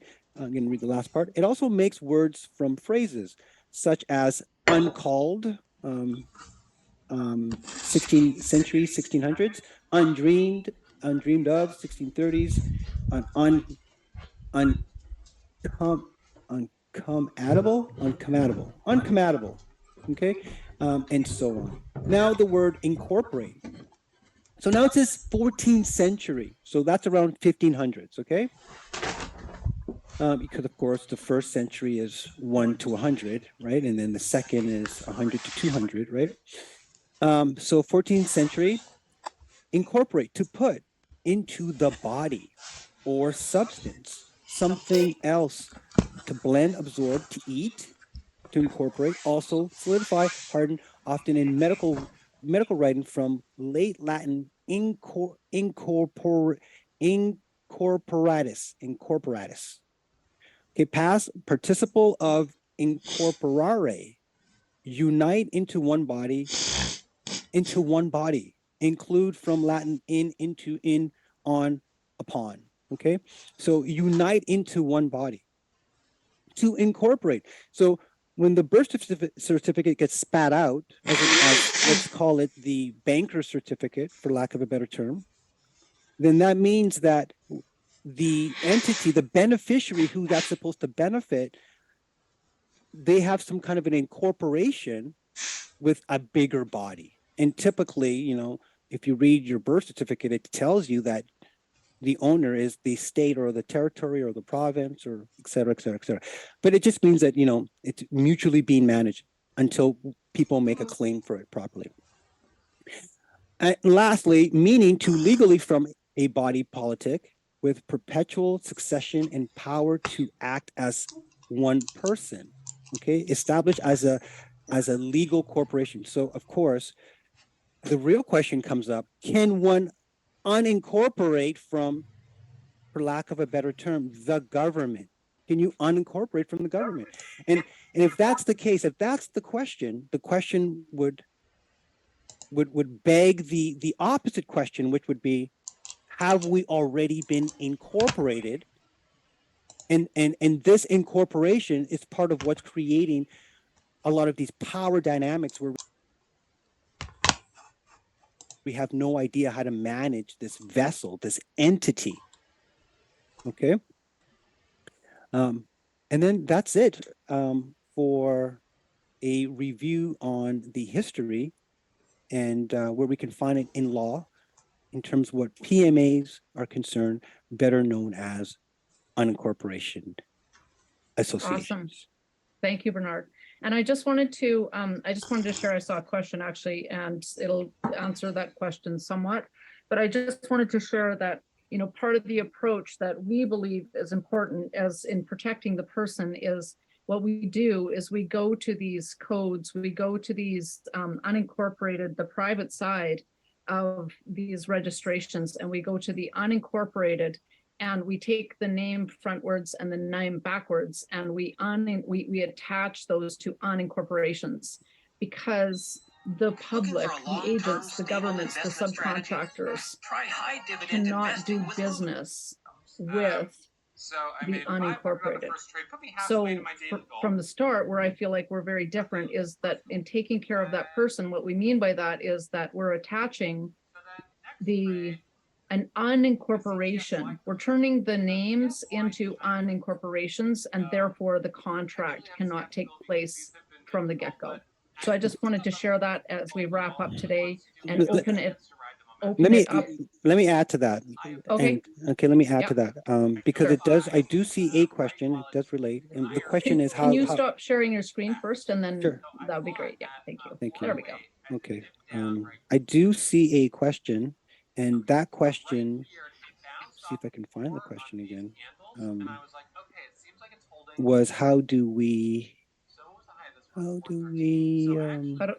sorry, you're looking at the one where it says, so if I understand this properly, we want to enter the unincorporated PMA? Okay. No, before that one, it says, so how do you change from a corp to an unincorporation without the tax implication? I thought that was relative to what you were talking about at that moment. And so my addition there is, number one, the unincorporation already has the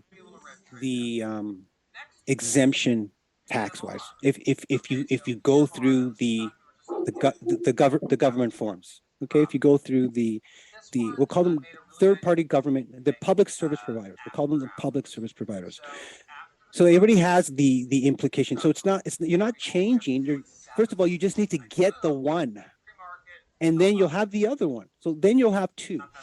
Okay, so I'll leave it at that. Okay, so you're not changing over. You just need to get this one going off from the get-go. Okay. Great. Thanks, Bernard.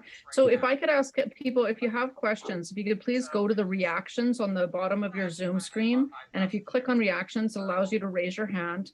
And let's raise your hand. And as people raise their hand, I'll call them out, Bernard. And if you can maybe handle the questions from the get-go, I'll look through the chat to see what we've got. Sure, so I can. Joyce, thank you. Hi, thanks. Can you just, Angela said something, okay, before this last piece that Bernard explained, right before that, Angela was saying something about, so when we protect the person, you were saying you set up the PMA, you were saying something about like naming it or something so that it cannot make the contract between public and private, or so what you were describing, I was just wanted like a concrete example, like for example, like in this situation, you named it, you know, XYZ and this one ABC so that it could not. I don't know if Angela remembered what she had said right before. It was just this little chunk right before. So I'll And- just give you, yeah, I'm just going to give you a quick visual example. Okay. I'm going to cover my pertinent SIN number. So here is one of my registered clients from the government of Canada, and it's my last name, first name, middle name. And this is, that name has been made into an unincorporated trust. Okay. And then, there's my other example. So it's an example of my trust.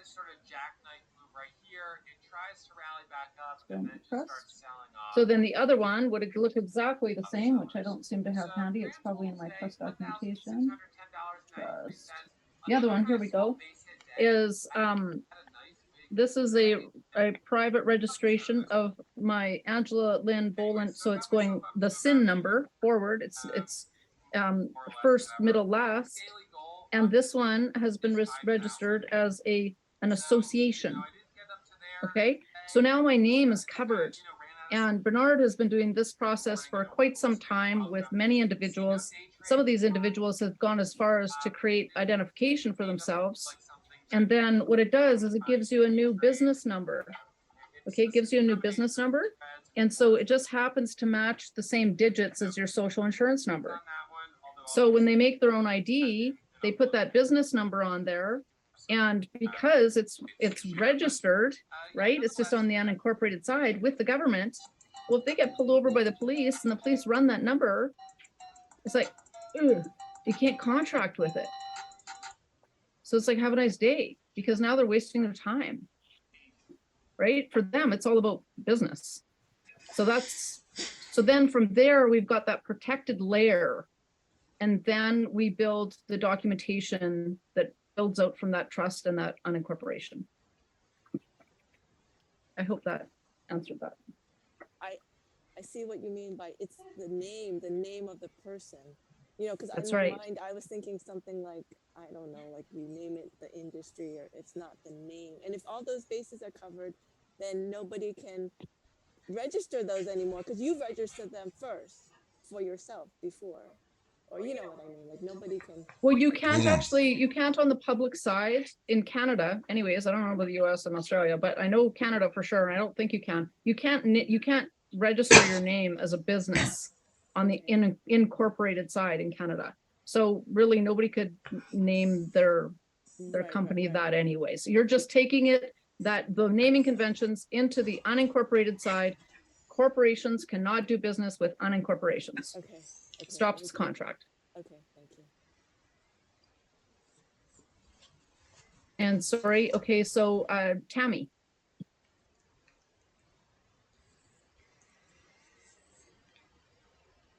Okay, what's the difference between the number that you're getting from the unincorporated association?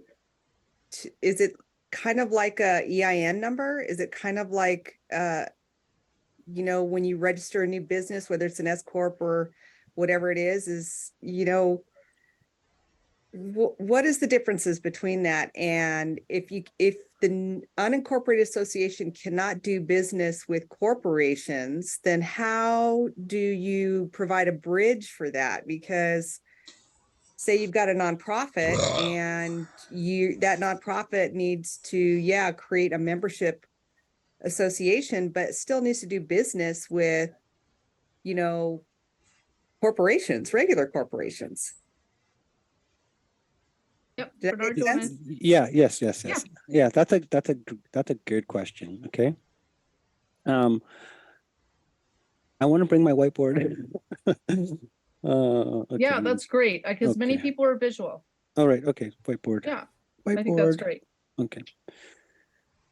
Can everybody see my whiteboard? No, that's wrong whiteboard. Oh. That's not the whiteboard. Sorry about that. Great question. And your question that you're asking, it's really about your structure. That's the second part of it. And Okay, great. And can we all see the remarkable screen?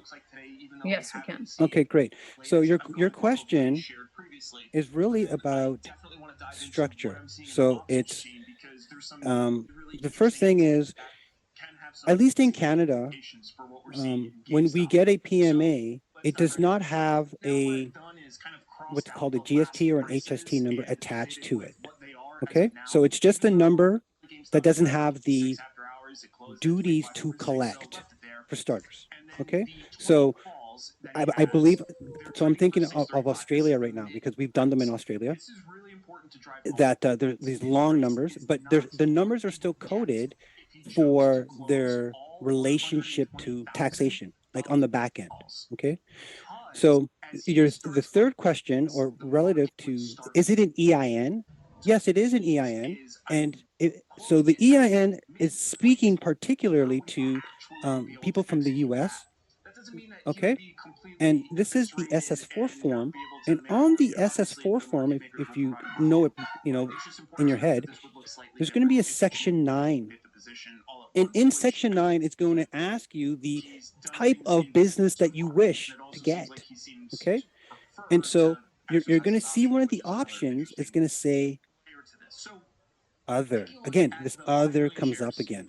Okay, right now Angela has spoken about 2 businesses, not just one. Okay, so this is where the structure comes in. Okay, so so this structure is going to become important because we're talking about, hey, I need to do business, and you're talking about being private. You're talking about being private, and guess what? I live out here in the public. Okay, those are going to be our icons. Okay, and so the uncorporation will exist here. Okay, so we're just going to get an entity, right? If it's an EIN, you're going to get an EIN. If it's a BN, if it's a TFA, whatever it's called in your jurisdiction, you're going to find where it is. You're going to go and get one. Perhaps you're going to get 2 because we've suggested that you get 2. Okay, now because you've gotten these 2, in our opinion, you really need to have one on this side as well.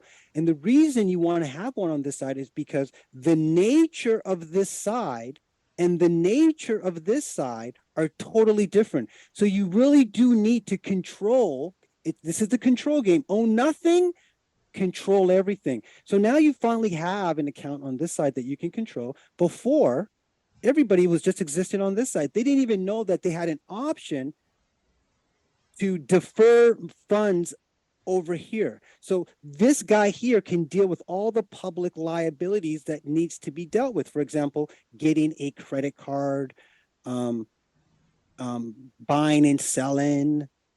And so at that point, the structure that we're talking about as we move into your question is really about how do we set them up so that we can still control what we're doing publicly and still have the protection that we need privately. Does that help? And also I would just add to that, that some businesses can exist purely on the private side.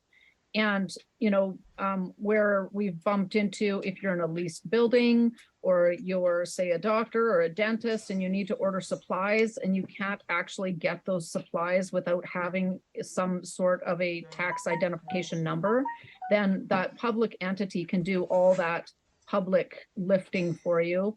And as Bernard said, like you may have that entity on that side that you have income coming in that covers, say, 25% that covers your expenses. And then the other 75% of your earnings, you can divert over to the other side. Okay, so you're still getting your tax exemptions over on the private side, but you may need to keep some on the public side if that's what your structure requires. So I just wanted to cover that, but also I wanted to share that some businesses, maybe you're a yoga studio and you could just be completely on the private side because you don't have a need to have that corporate entity. So it's flexible. That's what I want to say. I'm going to speak to that just a little bit and through an example.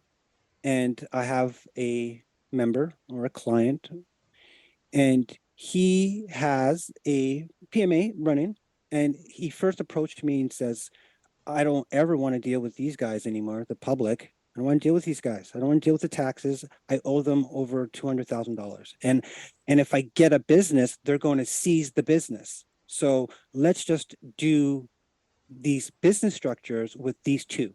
Okay, so we did the two, and we did an agreement between 1 and 2.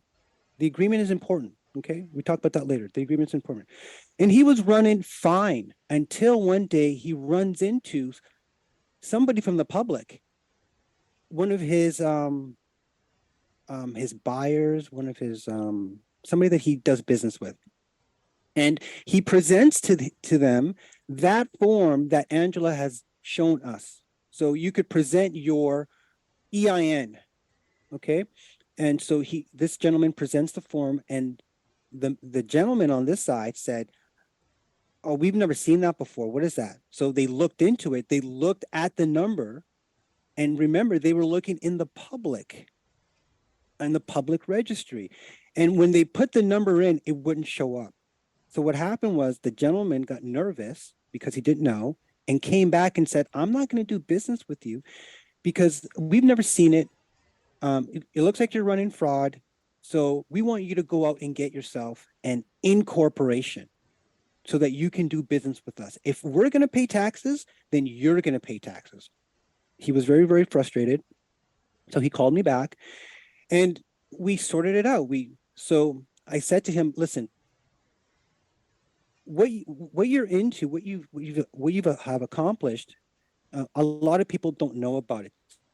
So you're going to have all these kind of different reactions to it. And so, but if you want to keep him as a client, the best thing to do is get yourself an Inc." So at the time, he had a company called Fire Protection Association. So because this gentleman wanted him to have a tax number, he went and got himself Fire Protection Association services. And that services dealt primarily with people such as this individual who wanted to pay taxes. And so at that point, he could separate his members from his clients. When he would approach them, he would let them know what he offers. And what he was offering was, "I'm not collecting any taxes." And that gentleman says, "What are you talking about? We're paying tax. You're going to pay tax." That's how he dealt with it. Now, just to tie this thing up in a bow, we are just talking about businesses. So essentially, even though you have one business, you have two business, you have three business, all of these business are going to need bank accounts. Okay? Bank accounts. Okay? Banking. And so the gentleman who had the Fire Protection Association, he got a separate bank account for that. And he's happy to pay reduced taxes for that entity because it allows him to keep the bulk of his clientele. But for the ones who have a better grasp, a better understanding, they can go along with the other thing he's offering for the members. So I hope that was a good explanation, and I hope that helped. Angela, it's all yours. Great, thank you. Kevin is next on my screen here. Okay. Yeah, I'm basically trying to figure this out as going from an existing company, for the last 20 years, and you are dealing with, contractors and everything else like that. What does one do? Does one kind of set up a structure kind of like Costco with a membership agreement where you charge them $1 to be part of the member, and then just continue on? And then that kind of limits your dealing with government contracts? I yield. That's a good question. It's your voice was a little bit low, but I think I kind of got the gist of it. So the first thing I would say is keep your company. Do not think of folding your company. Just keep it. The second thing is what you said about, do you create some sort of an agreement? Yeah, absolutely. But the thing with waivers or agreements to come into a membership program is not everybody's going to sign it, right? You're going to have people who don't read. Most people don't read. They don't read anything, okay? And they hate reading. So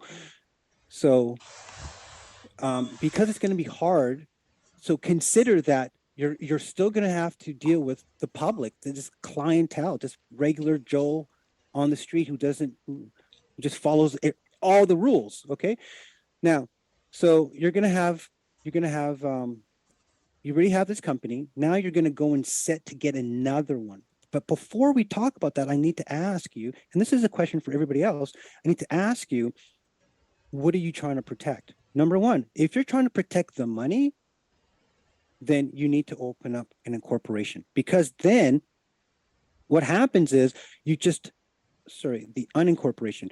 Then what happens is, from the money that you're making from this incorporation that you've been running for 20 years, okay, now what happens is there's a little bit of management that we talk about through the program about how the bulk of your money should really be sitting in here, because that can't get seized at all. And if the bulk of the money is already sitting in here, if this is what it is that you wish to protect, then that means that you should be running management-wise all of your affairs for the public entity. This is our public entity, public, right? Because remember, public is in the realm, the jurisdiction of hazards, right? Presumption, assumption, all these laws that you're supposed to abide by because you did not create your own laws, essentially. So your management of this is where you feed it the amount of money that it requires for costs, utilities. And so at that point, what happens is you feed it money. And so if you're doing taxes out of this incorporation, because you do have to do taxes for it, then the money that goes into it should be the minimal amounts of money that's going in just to run the operations. All of that, if you have a good accountant, you should be able to write off. But the money that you make that comes into the corporation, that money will be going into the unincorporation. And that's a very simple thing that you could do where you just have the POS machine tied into a different bank account. Okay, so of course, what's your POS? Your point of sale, right? And your point of sale can come in. Now, let's imagine that you have an accountant, and your accountant says, hey, what's going on here? Why is the incorporation sending all the money over here? What's going on? And the simple answer is there's a tax treaty. That's the simple answer. And in fact, on your tax forms, if you ask your accountant, is there a section for tax treaties? It asks you, because you're the one that's making the declaration. Look it over, find it. And so that would be the answer. There's a tax treaty between this incorporation and the unincorporation. So why would there even be a tax treaty? I'll get back to my main point. The main point of it was that I've been incorporated. So basically, I don't mind going into the private side. So why don't I, or why can't I immerse myself into the private side where I'm not a tax collector and I don't want to be part of the public side, and I can learn how to deal with the customers that I do have? Is that not a possibility? It is a possibility. And my suggestion is your possibility is sound, but it only runs into the real world situations of people you run into that are going to give you stress about your organization. And so that's why I gave the example of. Well, not really, because of the fact that if you don't have to collect the GST off them, that's a haircut right there. So if you're only going to charge them $1 to be a member of a dollar membership, and basically you just get them, hey, you know what, I'm running a private organization now, just like Costco. You know what, give me $1 type of thing, stuff like that. Just an agreement. I don't charge you any tax, whatever and stuff like that. And what's wrong with that idea? No, there's nothing wrong. That is the idea or ideal that doesn't run into the possibilities. So I'm saying that that's fine. That's going to work. But I've been in this game for about 20 years, and you will run into oddball scenarios. That's all that I'm saying. Okay. Yeah, So Yeah, but overall type of thing is that you got to look at the percentage of that type of thing, stuff like that. You know what? My contracts run anywhere from, I don't know, say $300 all the way up to maybe $1,000 or whatever. So if I lose a couple of people, they're not willing to be part of the membership, so be it. You know what? They'd rather take the advantage of having the cars at a 5% off the bill than collect the tax or whatever, stuff like that. Yeah, that's the right attitude. That's what I would say to you. Okay. So conceptually, you have it.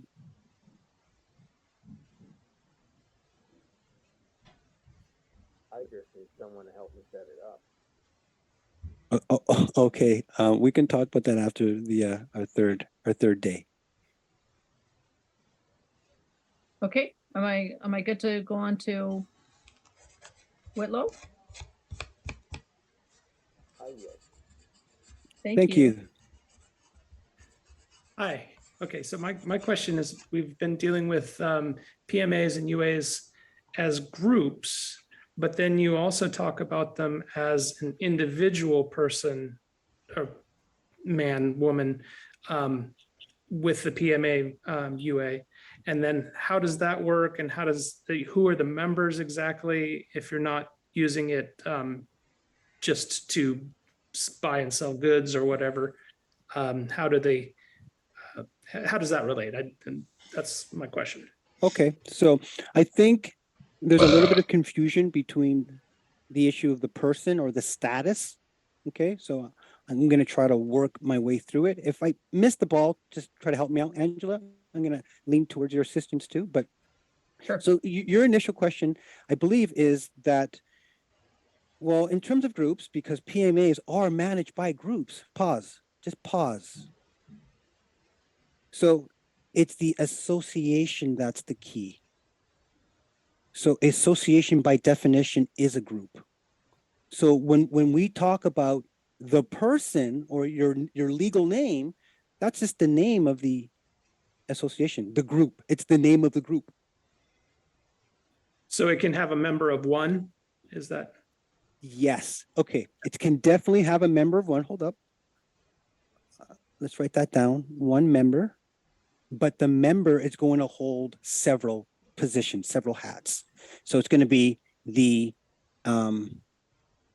president, right? It's got to be the secretary, right? Secretary.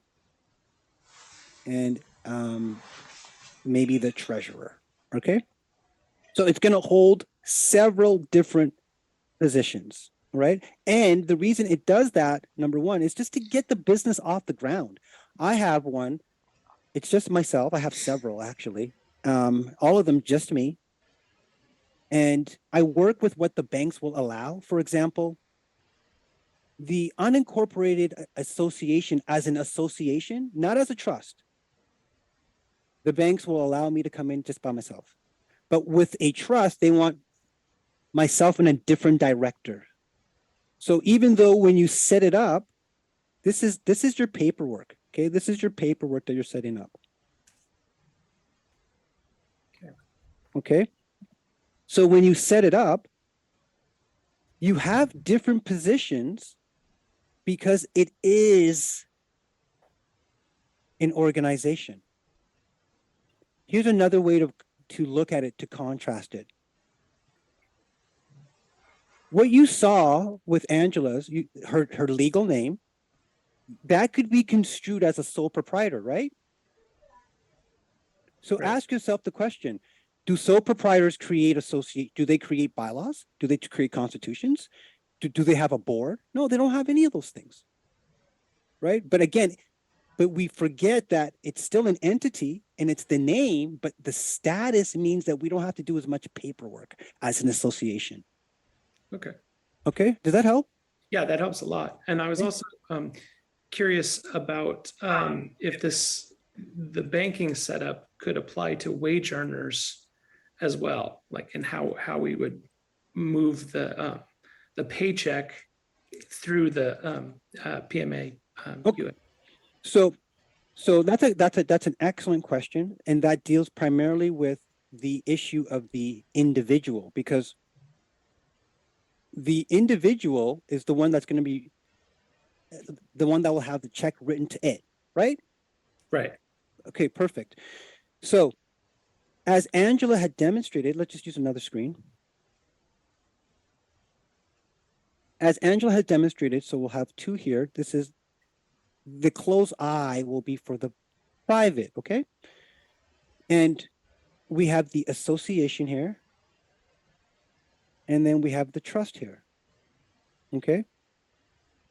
And we know that this whole realm is the unincorporation realm, uninc, whereas this is the inc realm, okay?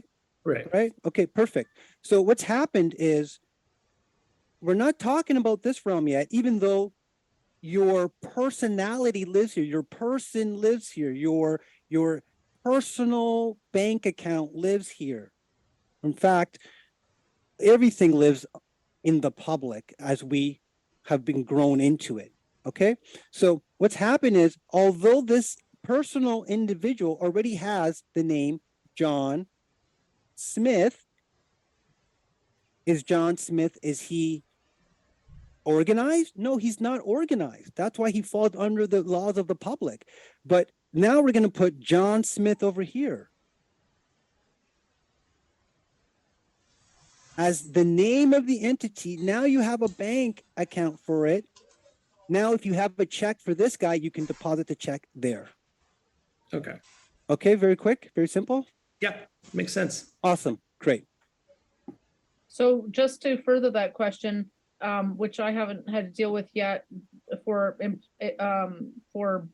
banked employees or whatever. So could you provide the business number instead of your social insurance number to your employer, and therefore they wouldn't take off deductions? Or is it just strictly at the paycheck level where it just gets deposited to that account? Is that a question for me? It sure is. Okay. Can you just repeat that one more time? So if you're an employee, Yep. you're getting tax deductions taken off, Okay, yes. right? So what you just shared was that you can take your paycheck and you can just get it deposited onto the association side. That's But right. what that's I'm right. asking is, can you take the business number that the registration gives you and use that instead of your social insurance number, and therefore stop the tax deduction at the check issuing, so you're not getting taxes taken off and then it gets deposited into that account? Have you seen Okay. that? Yes, I have seen that. So let's talk about that, okay? Because there's some logistics to it, meaning we have to expand our thinking and visualization for the different scenarios that could happen. Number one, I'll give you the worst case scenario first. So, and this is with a lot of people who were doing it successfully. So somebody had done this, went to their employer and took the registered client, the same document that Angela had, and just gave them the document. And the employer said, there's no way I'm going to take this. So there's a certain level of stealth that's you're going to operate with. And it's not for a negative reason. It's because when you're dealing with so many people who don't know, you can't anticipate how they're going to react. Okay.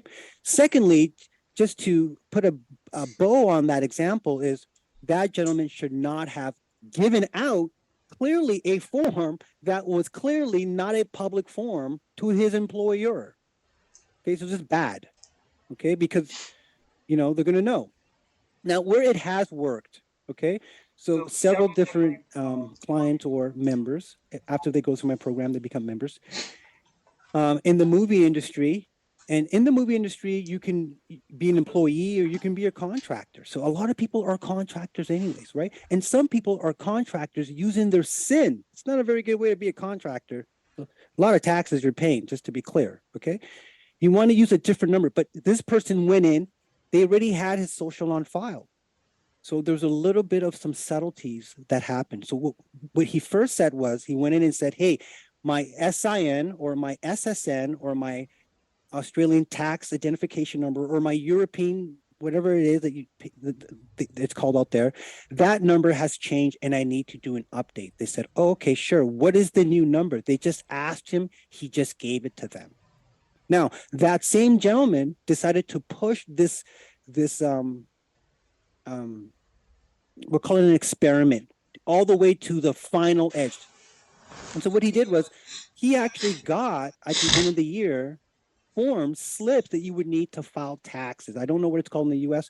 In Canada, it's called a T4 slip. It's the slip that you would get from your employer in order to take to your accountant in order to do taxes. So now he had two slips, one for his social insurance number that he used to have previously, because remember, he had just updated it. So they had to give him a new slip for the old one. And then they gave him, an old slip for the old one and a new slip for the new one. So he took it to his accountant.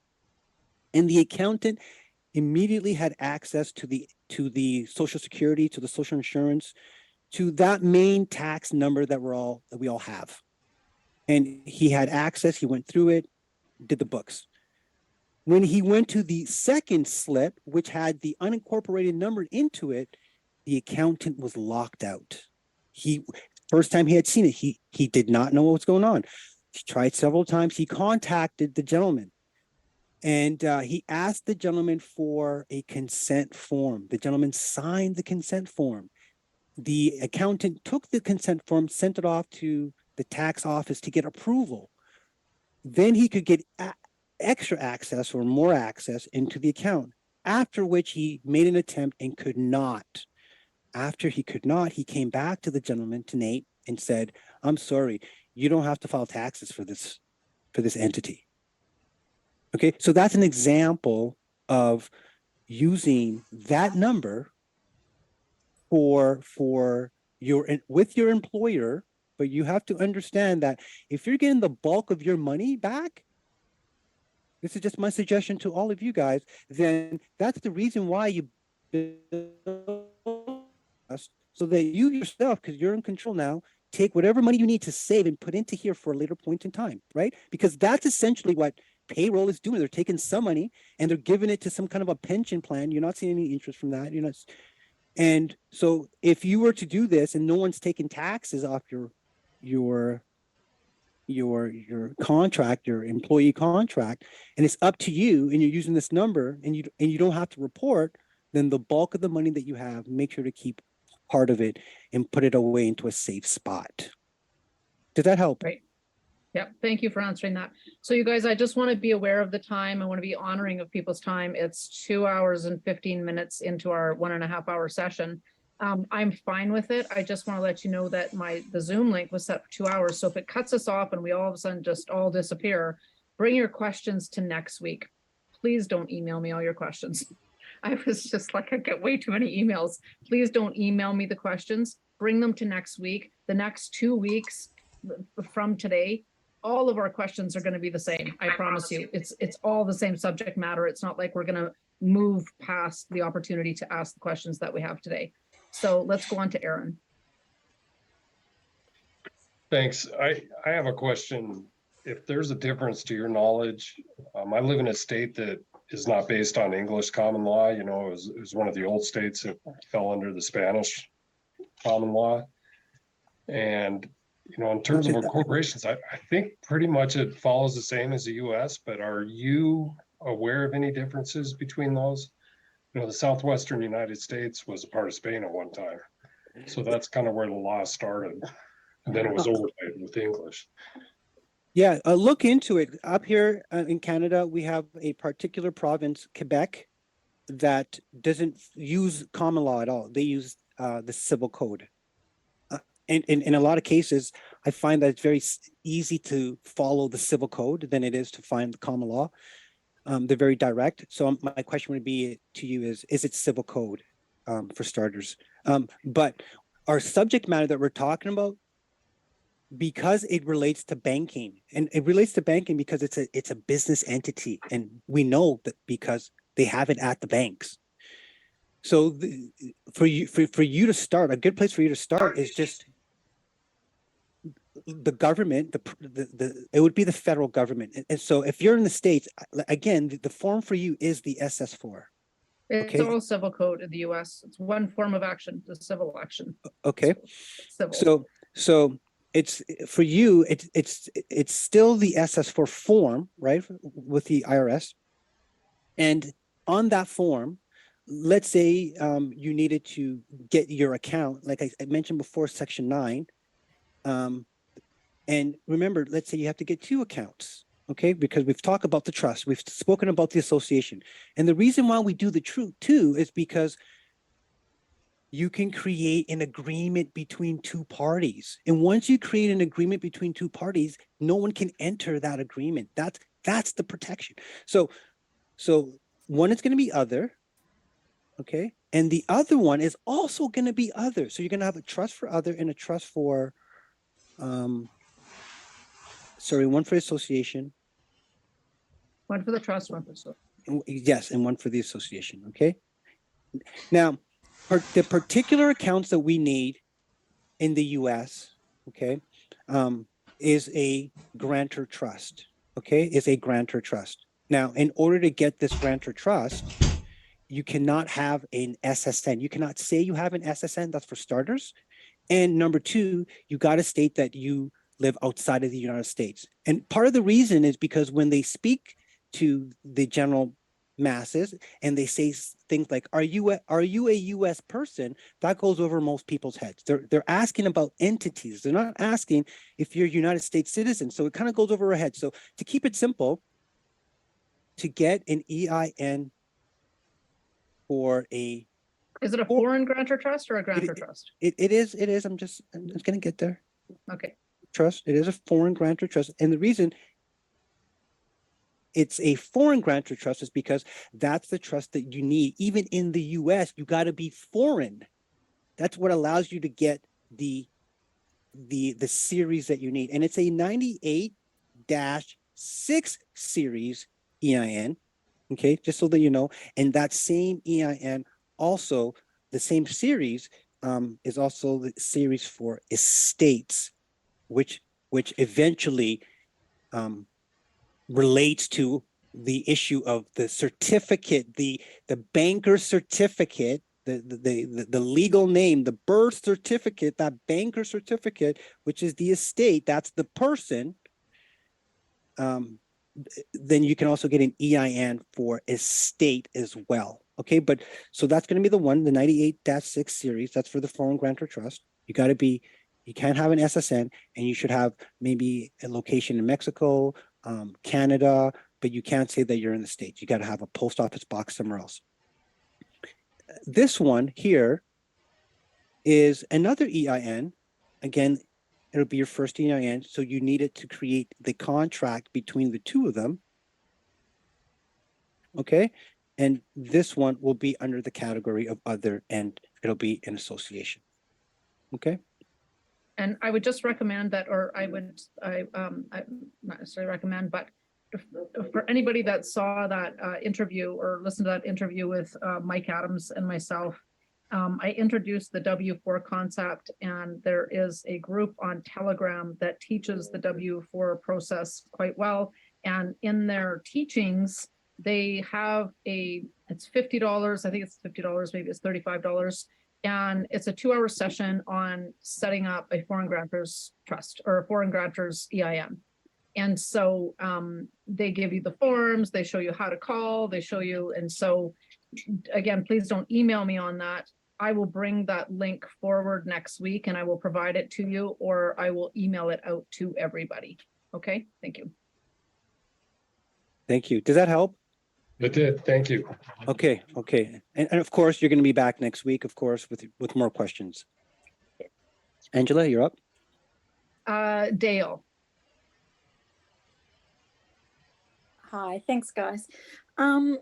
Just quickly on the W4 Telegram page, Angela, is it for Australia as well? Because I went in there and there was so many comments that I just couldn't keep up, and I didn't go and actually have a look at what they were saying to do. So to save me some time, does it cover off Australia at all?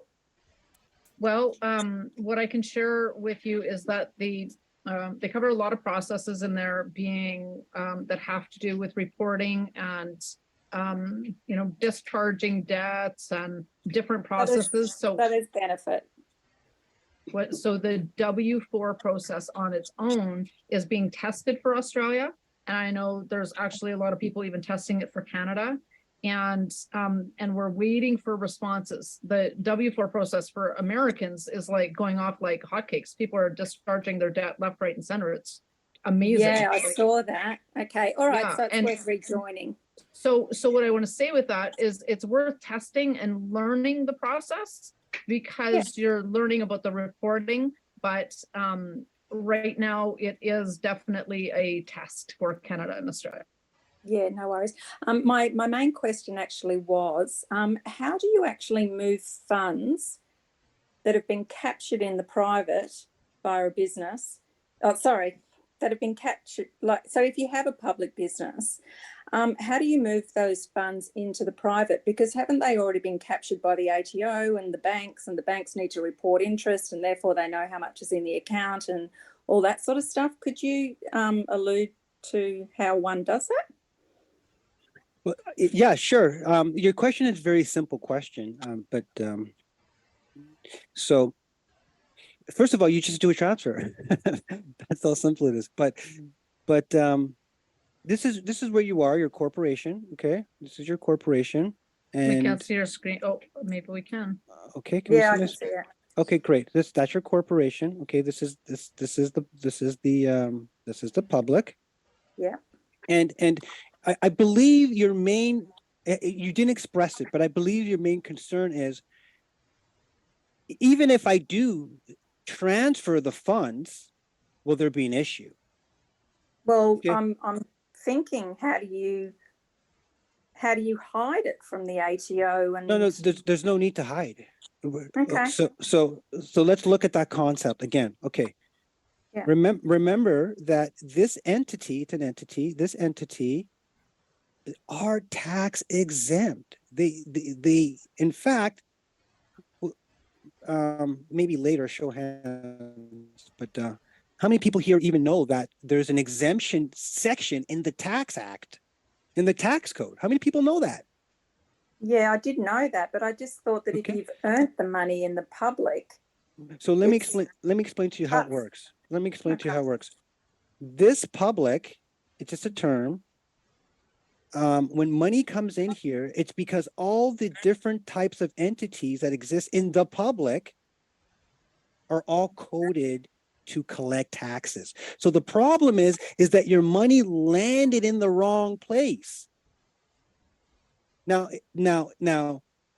as you move on, when you realize that's what's going on, eventually you use your POS, point of sale, to make sure that the money doesn't land in a hazardous place anymore, but lands in safe harbor provisions. Oh, of course, you circumvent it.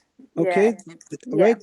That's later on, but hold up. Let's talk about the middle ground. The middle ground is, you don't have that, but you just managed to get this one up and running. The bank gave you an account, and now you still have your corporation to deal with, and you want to transfer money, and you're going to, and you do, and your reason is it has a tax treaty to transfer money over to the association.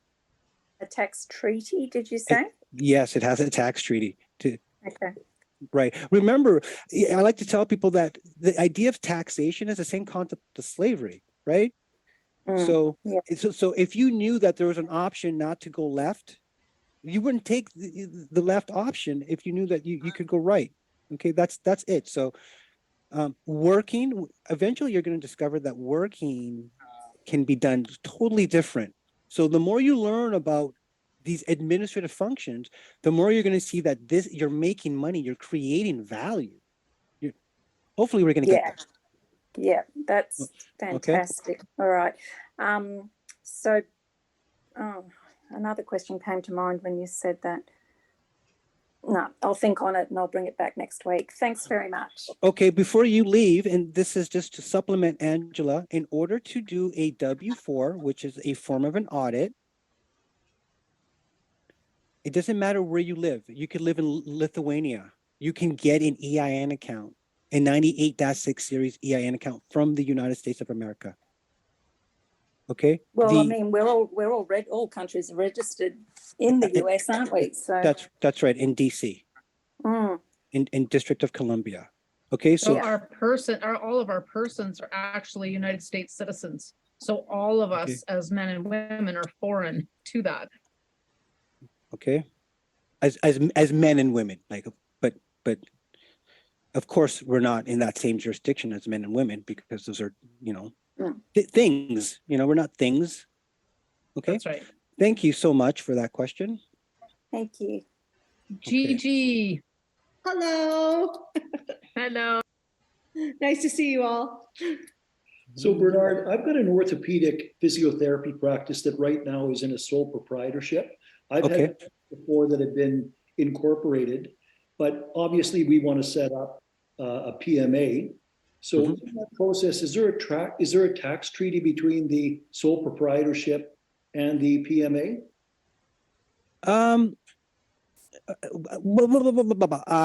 Only if you've created one. But I think your question is like, does one exist out there that we can find? And the answer is no, because of course, a sole proprietor is on the public side of the fence. Is it not?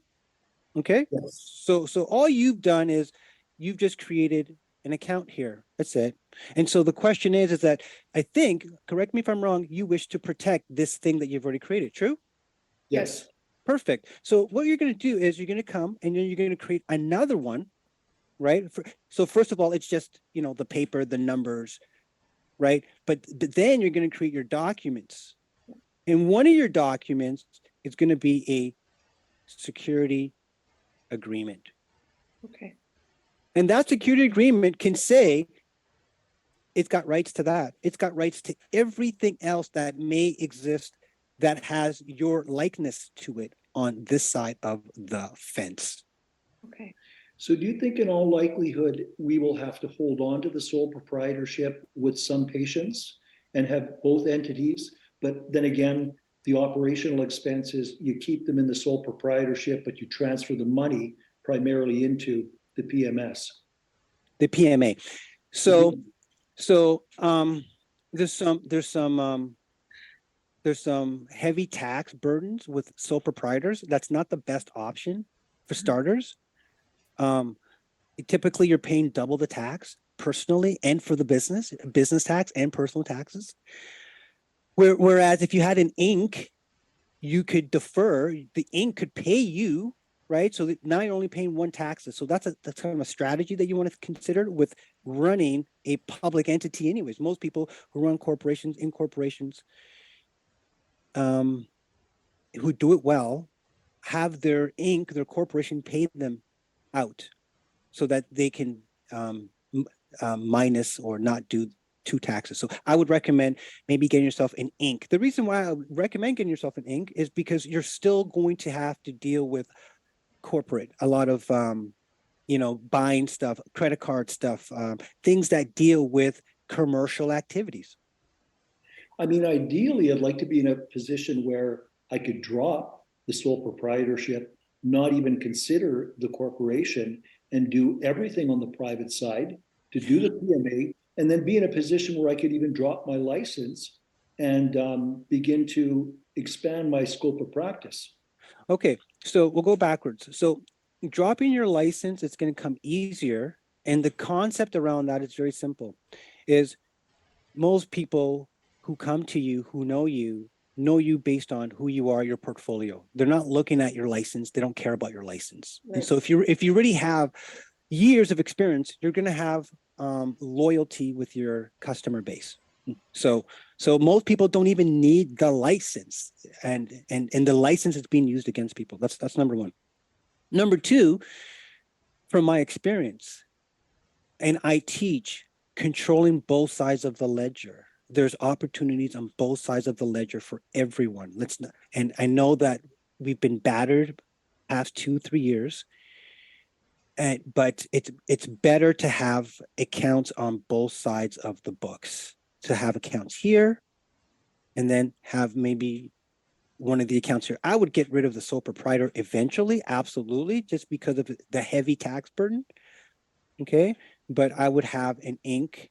in order to be able to interface in other types of commerce that it's going to require an incorporation.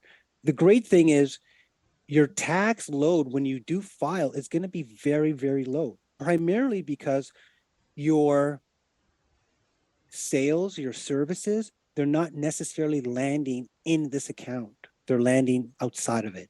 Okay, because the other issue that'll come up too is with some of the patients. I mean, they pay privately, but they then take that receipt with the CPA, like the license numbers, and then they go to the insurance companies, private insurance companies, and they get reimbursed. Okay, so let's talk about that. So are they getting reimbursed the whole thing? And if it's just the taxes, then if it's sometimes it's the whole thing. So we'll do the taxes first. If it's just the taxes, then you're not charging taxes anyway. So you can explain that to them, that if they're just going to get reimbursed for the taxes, then what you offer is exactly the same thing. That's correct, Bernard, because it is a medical service, it's GST exempt, so there's no taxes. Okay, associated with it. perfect. So you already offer that already, because you're not slated to collect. The unincorporation is not slated to collect. It doesn't have an obligation. All of these guys have an obligation to report, but the guys on this side don't, which also include government. And we're going to get into that as we go along. Okay. What about the whole notion then of, like you're saying, be incorporated on one side and the public side, have the PMA on the other side, but what about the whole issue of dropping the license so that I can increase my scope of practice? Again, that's an advertising issue. That's number one. And you need to ask yourself, everybody in this group who's in your position, okay, a lot of people are going to be in your same position. You got to ask yourself the question, do I have enough as a client base for people to speak about my practice amongst each other and other people? Or do I need to rely on this piece of paper that says, I have these, whatever. You can still have it and say, oh, I used to have this, but I gave it back because of the issues that I were having in terms of protocol and policy. But for the people that need to see it, if they need to see it because, that's the type of people that they are, then just have it around, but say that it's not in operation, but you don't necessarily need the paper to do good quality work. That's right. You know what, Bernard, I've been practicing for 35 years. That has never come up once where somebody is asked to actually see the license. There you go. Or any It'll only come up when you don't have it. Right. But I'm just kidding. I'm just kidding. So I just wanted to. Not the Who scope knows? of his practice necessarily, because there's it's not like a public, everybody just kind of comes in and off the street. There's a clientele. A very loyal, Right. established clientele with people flying in, from other cities. Yeah. Yep. Awesome. Yeah. I would say too, that you can, if in your bevy of choices, you can still drop the license and keep the ink. The ink doesn't have to serve just the license. You could have different reasons for keeping it. And maybe you would migrate away from it and just go completely into the private afterwards. But if you have it, then, you might not know what you don't know until you get into it. And you may be happy that you've kept it just to transition to where you're going to. So I just want to move it, guys, if it's okay, to these 3 last questions. And then if we can wrap it up for today, and any other questions, if we can hold till next week, that would be great. I do think the video is probably going to cut off pretty quick. And yeah, thank you. So Patricia.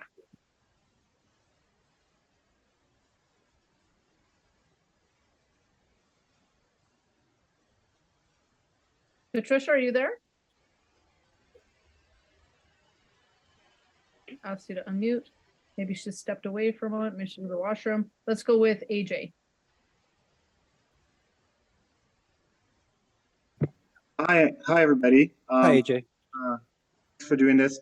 So in case my streaming is poor, I'm just going to also enter my question. But essentially, we're a group of 5 members.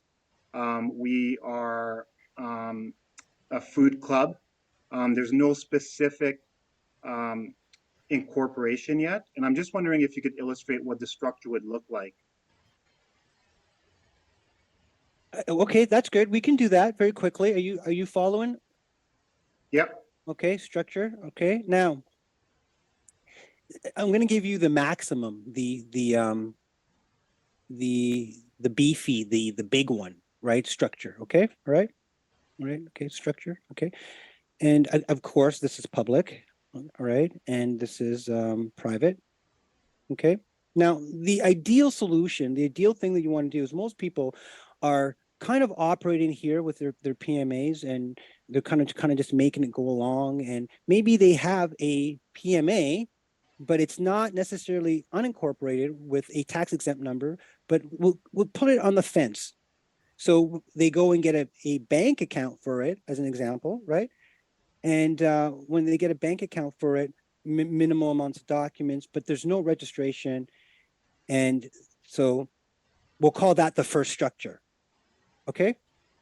Now, the issue here is that this entity, no one has made a claim for the entity. You know, when we build something, when you build it, then you have to like write a letter saying that, hey, that's mine. I'll give you an example of this in a second.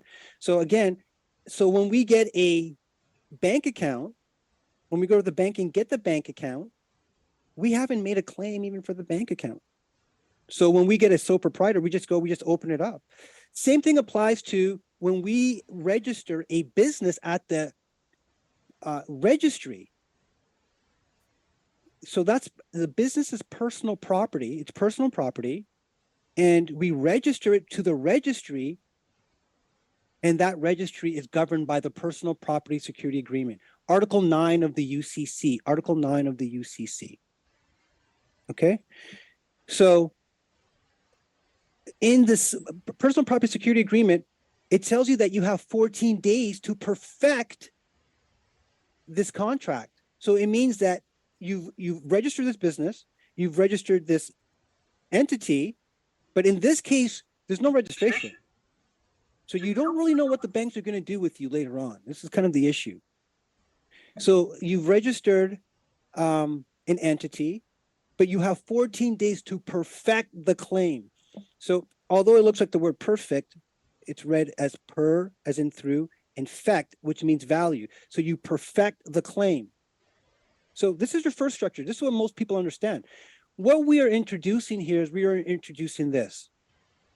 We know that we live here. This is where we live. We live in this realm right here. And we know that personally we get attacked. And that personal is our name. Our name is personal property. So in this scenario, you're going to create an entity for your same name. But if you need to create an entity for 5 members, something totally outside of the 5 members, then create a secondary association.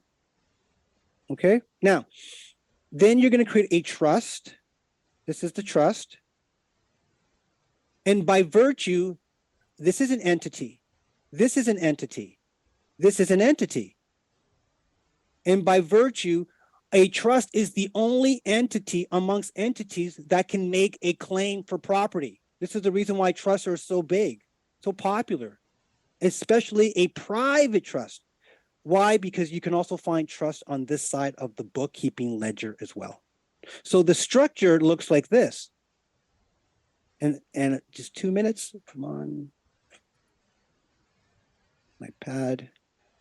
Come on, pad. Okay, other way. Okay, doesn't want to work. Anyways, so the structure is we have 2 main businesses for sure that we create. And of course, there's a documentation for that business. Why? The bank needs the documentation to open up the business. What is the document for trust? A declaration of trust or trust indenture. That's the one. Then we have the association.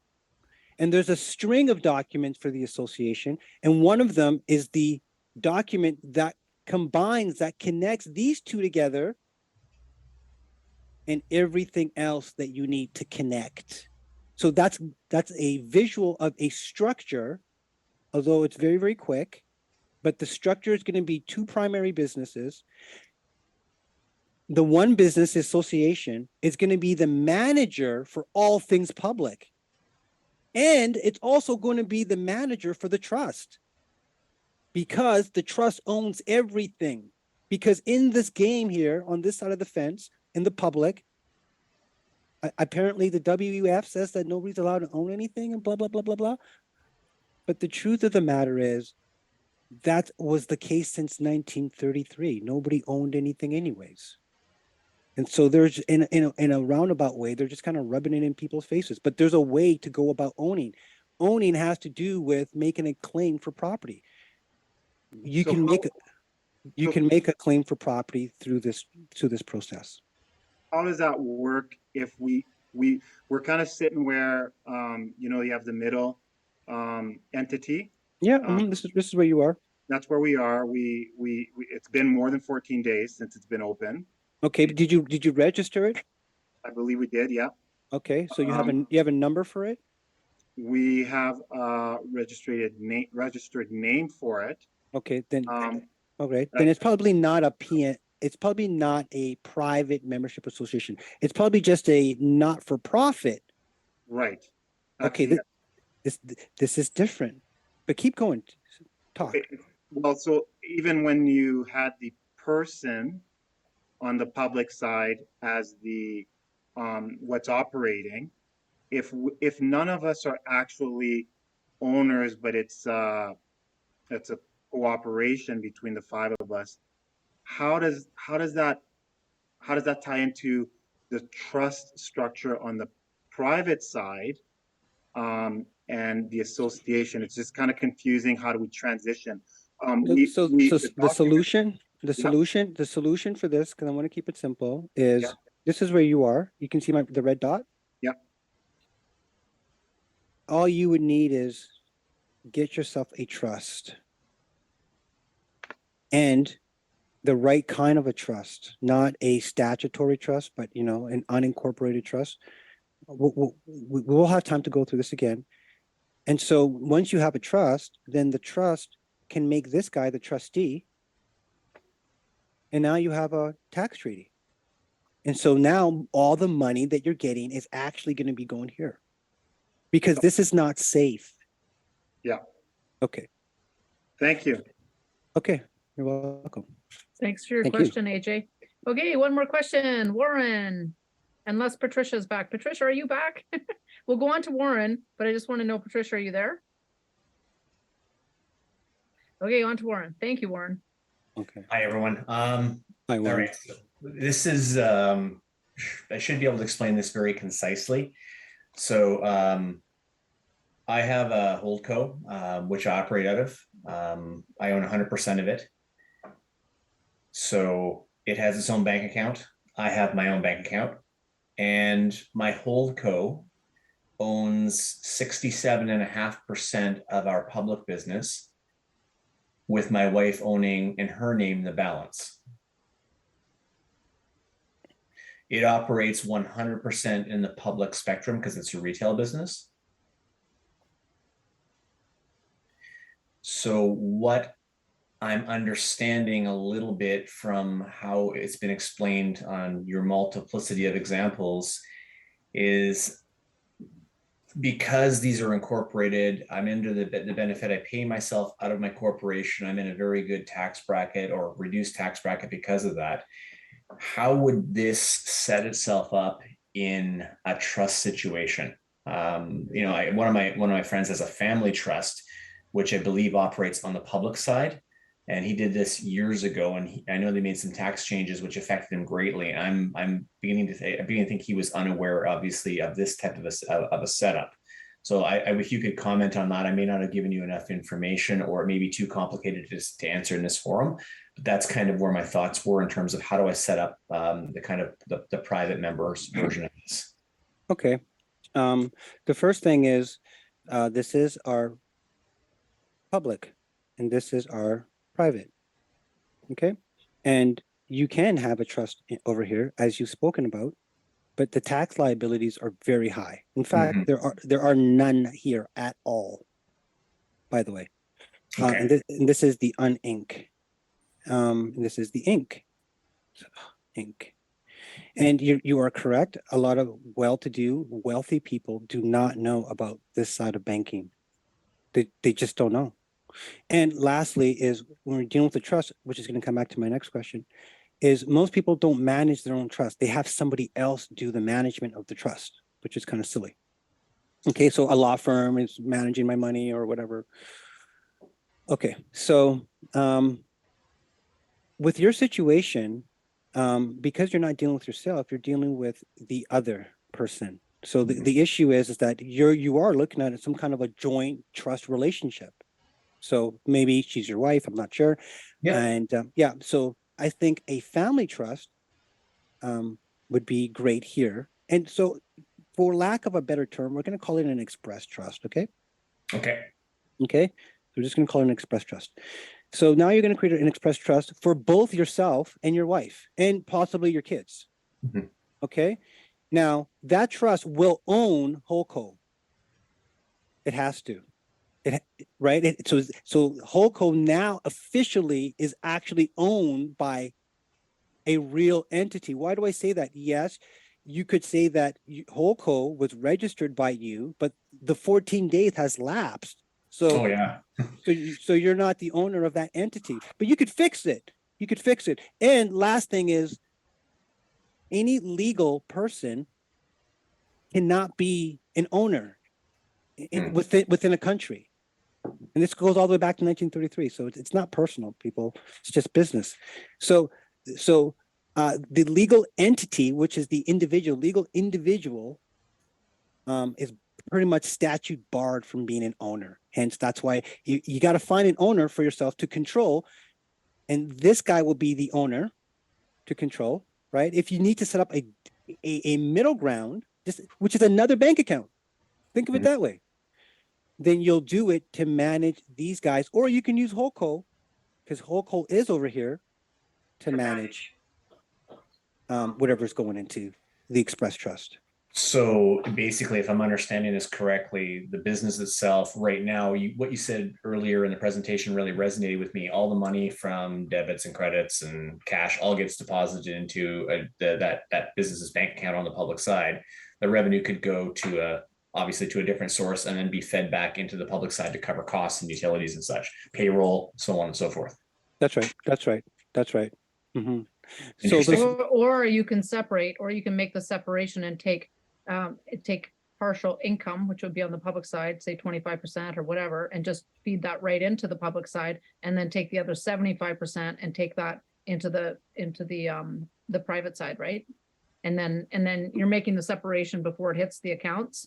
And what you just said was you're going to take 100% and put it into the trust, and then the trust will feed it out. Is there a benefit to just putting 25% just straight into the public side to cover the expenses and then taking the other 75%? Or is it more beneficial to just take it all into the private side and then filter it back into the public side? Questions for you, Bernard.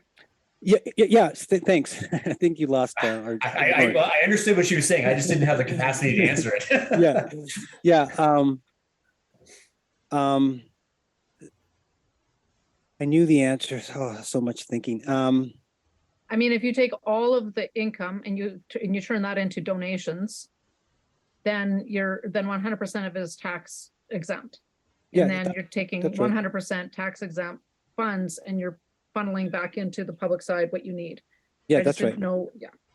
Yeah, that's right. So I think what I was going to say was it's your point of sale machines, and there's different software. There's so many companies, but when you go into it, most people need to look at this. Everybody in the group, look to see if they offer options for benevolent services or charitable organizations, right? Because everything on this side of the books is leaning towards that. A simple way of making a very simple dualistic comparison is this side is death, corporations, right? Death.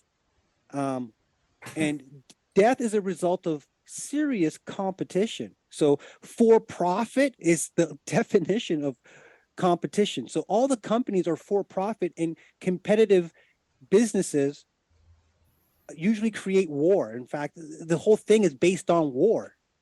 The opposite of war is peace and benevolence and doing for the community and all this great stuff for the world and blah, blah, blah. Okay, so again, it's going to be in your point of sale options. And right.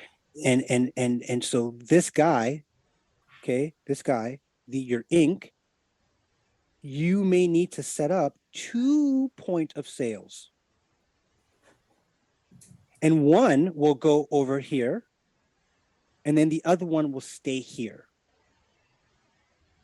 Okay, something to consider. Okay, we can go over it again next week. Yeah, there's a lot to unpack there and such. I just really wanted your overview thoughts, and that was very helpful. And at this point, it's probably as good of an answer as I can grasp. Okay, awesome. I really appreciate your question. Thank you. Thank you, Warren. So AJ, I think your hand is down, right? That was from before. And Patricia, if you are there, this is your last chance to come out and ask your question.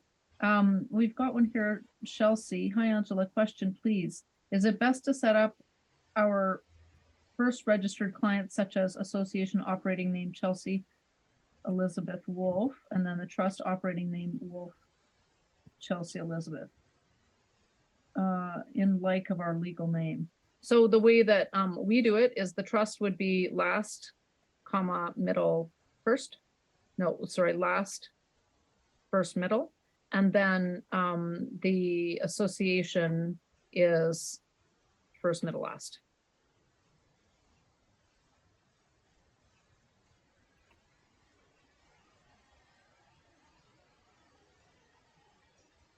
So I blew it.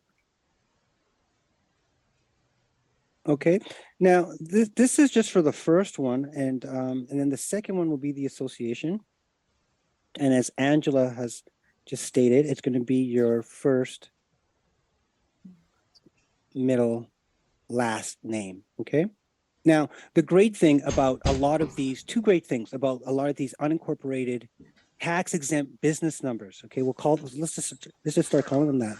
Is number one, they're free. They're free. They're free. Okay, and you should be able to get more than one. So my suggestion is secure your names, and then if you're doing other business, go and get another one for the one that matches your business that you're working on right now or similar. The second great thing about these is that they give you the option of having two names. The two names is, one is the legal name,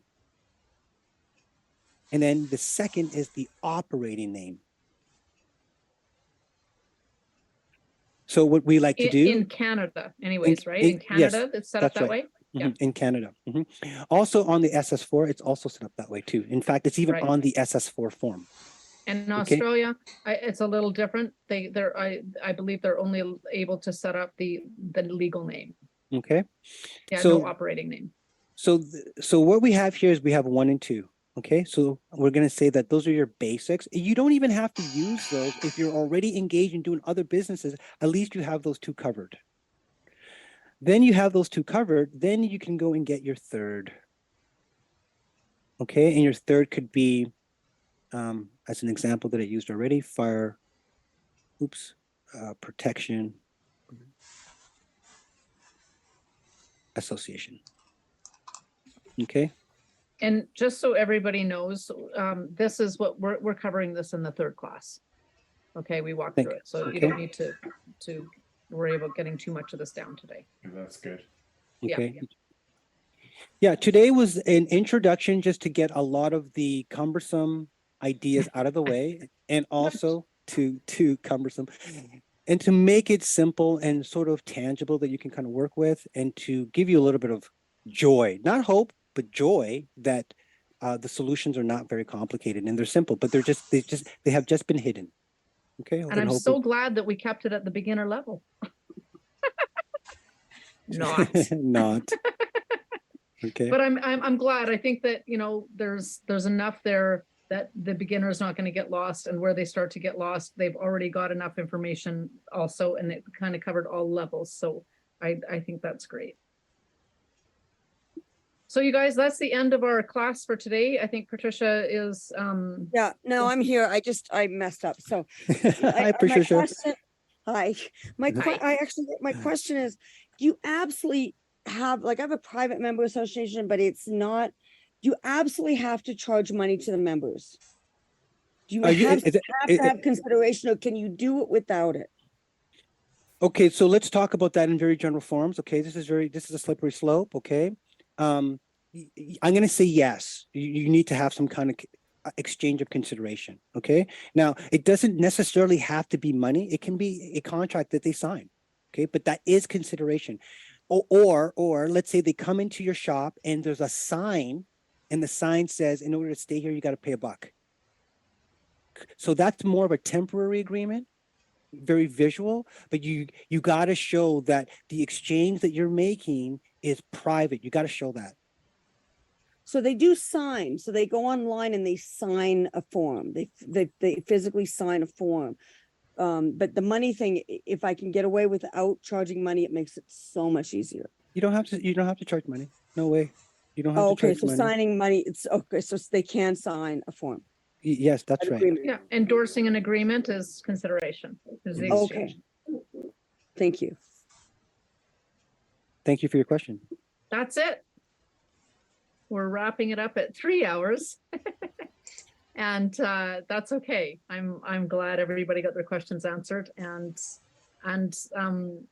I want to wish you guys a great week. I'll be the recording, now that it's so long, I'm not sure how long it'll take to actually process, but I will be sending out either this evening or first thing in the morning, the recording, and I'll send out the Campo brief that I said I would send out. And I'm also going to send out 10 commercial maxims so that you guys have that, and a reminder of how to log into Sovereign by Design so that you can go through the foundational knowledge.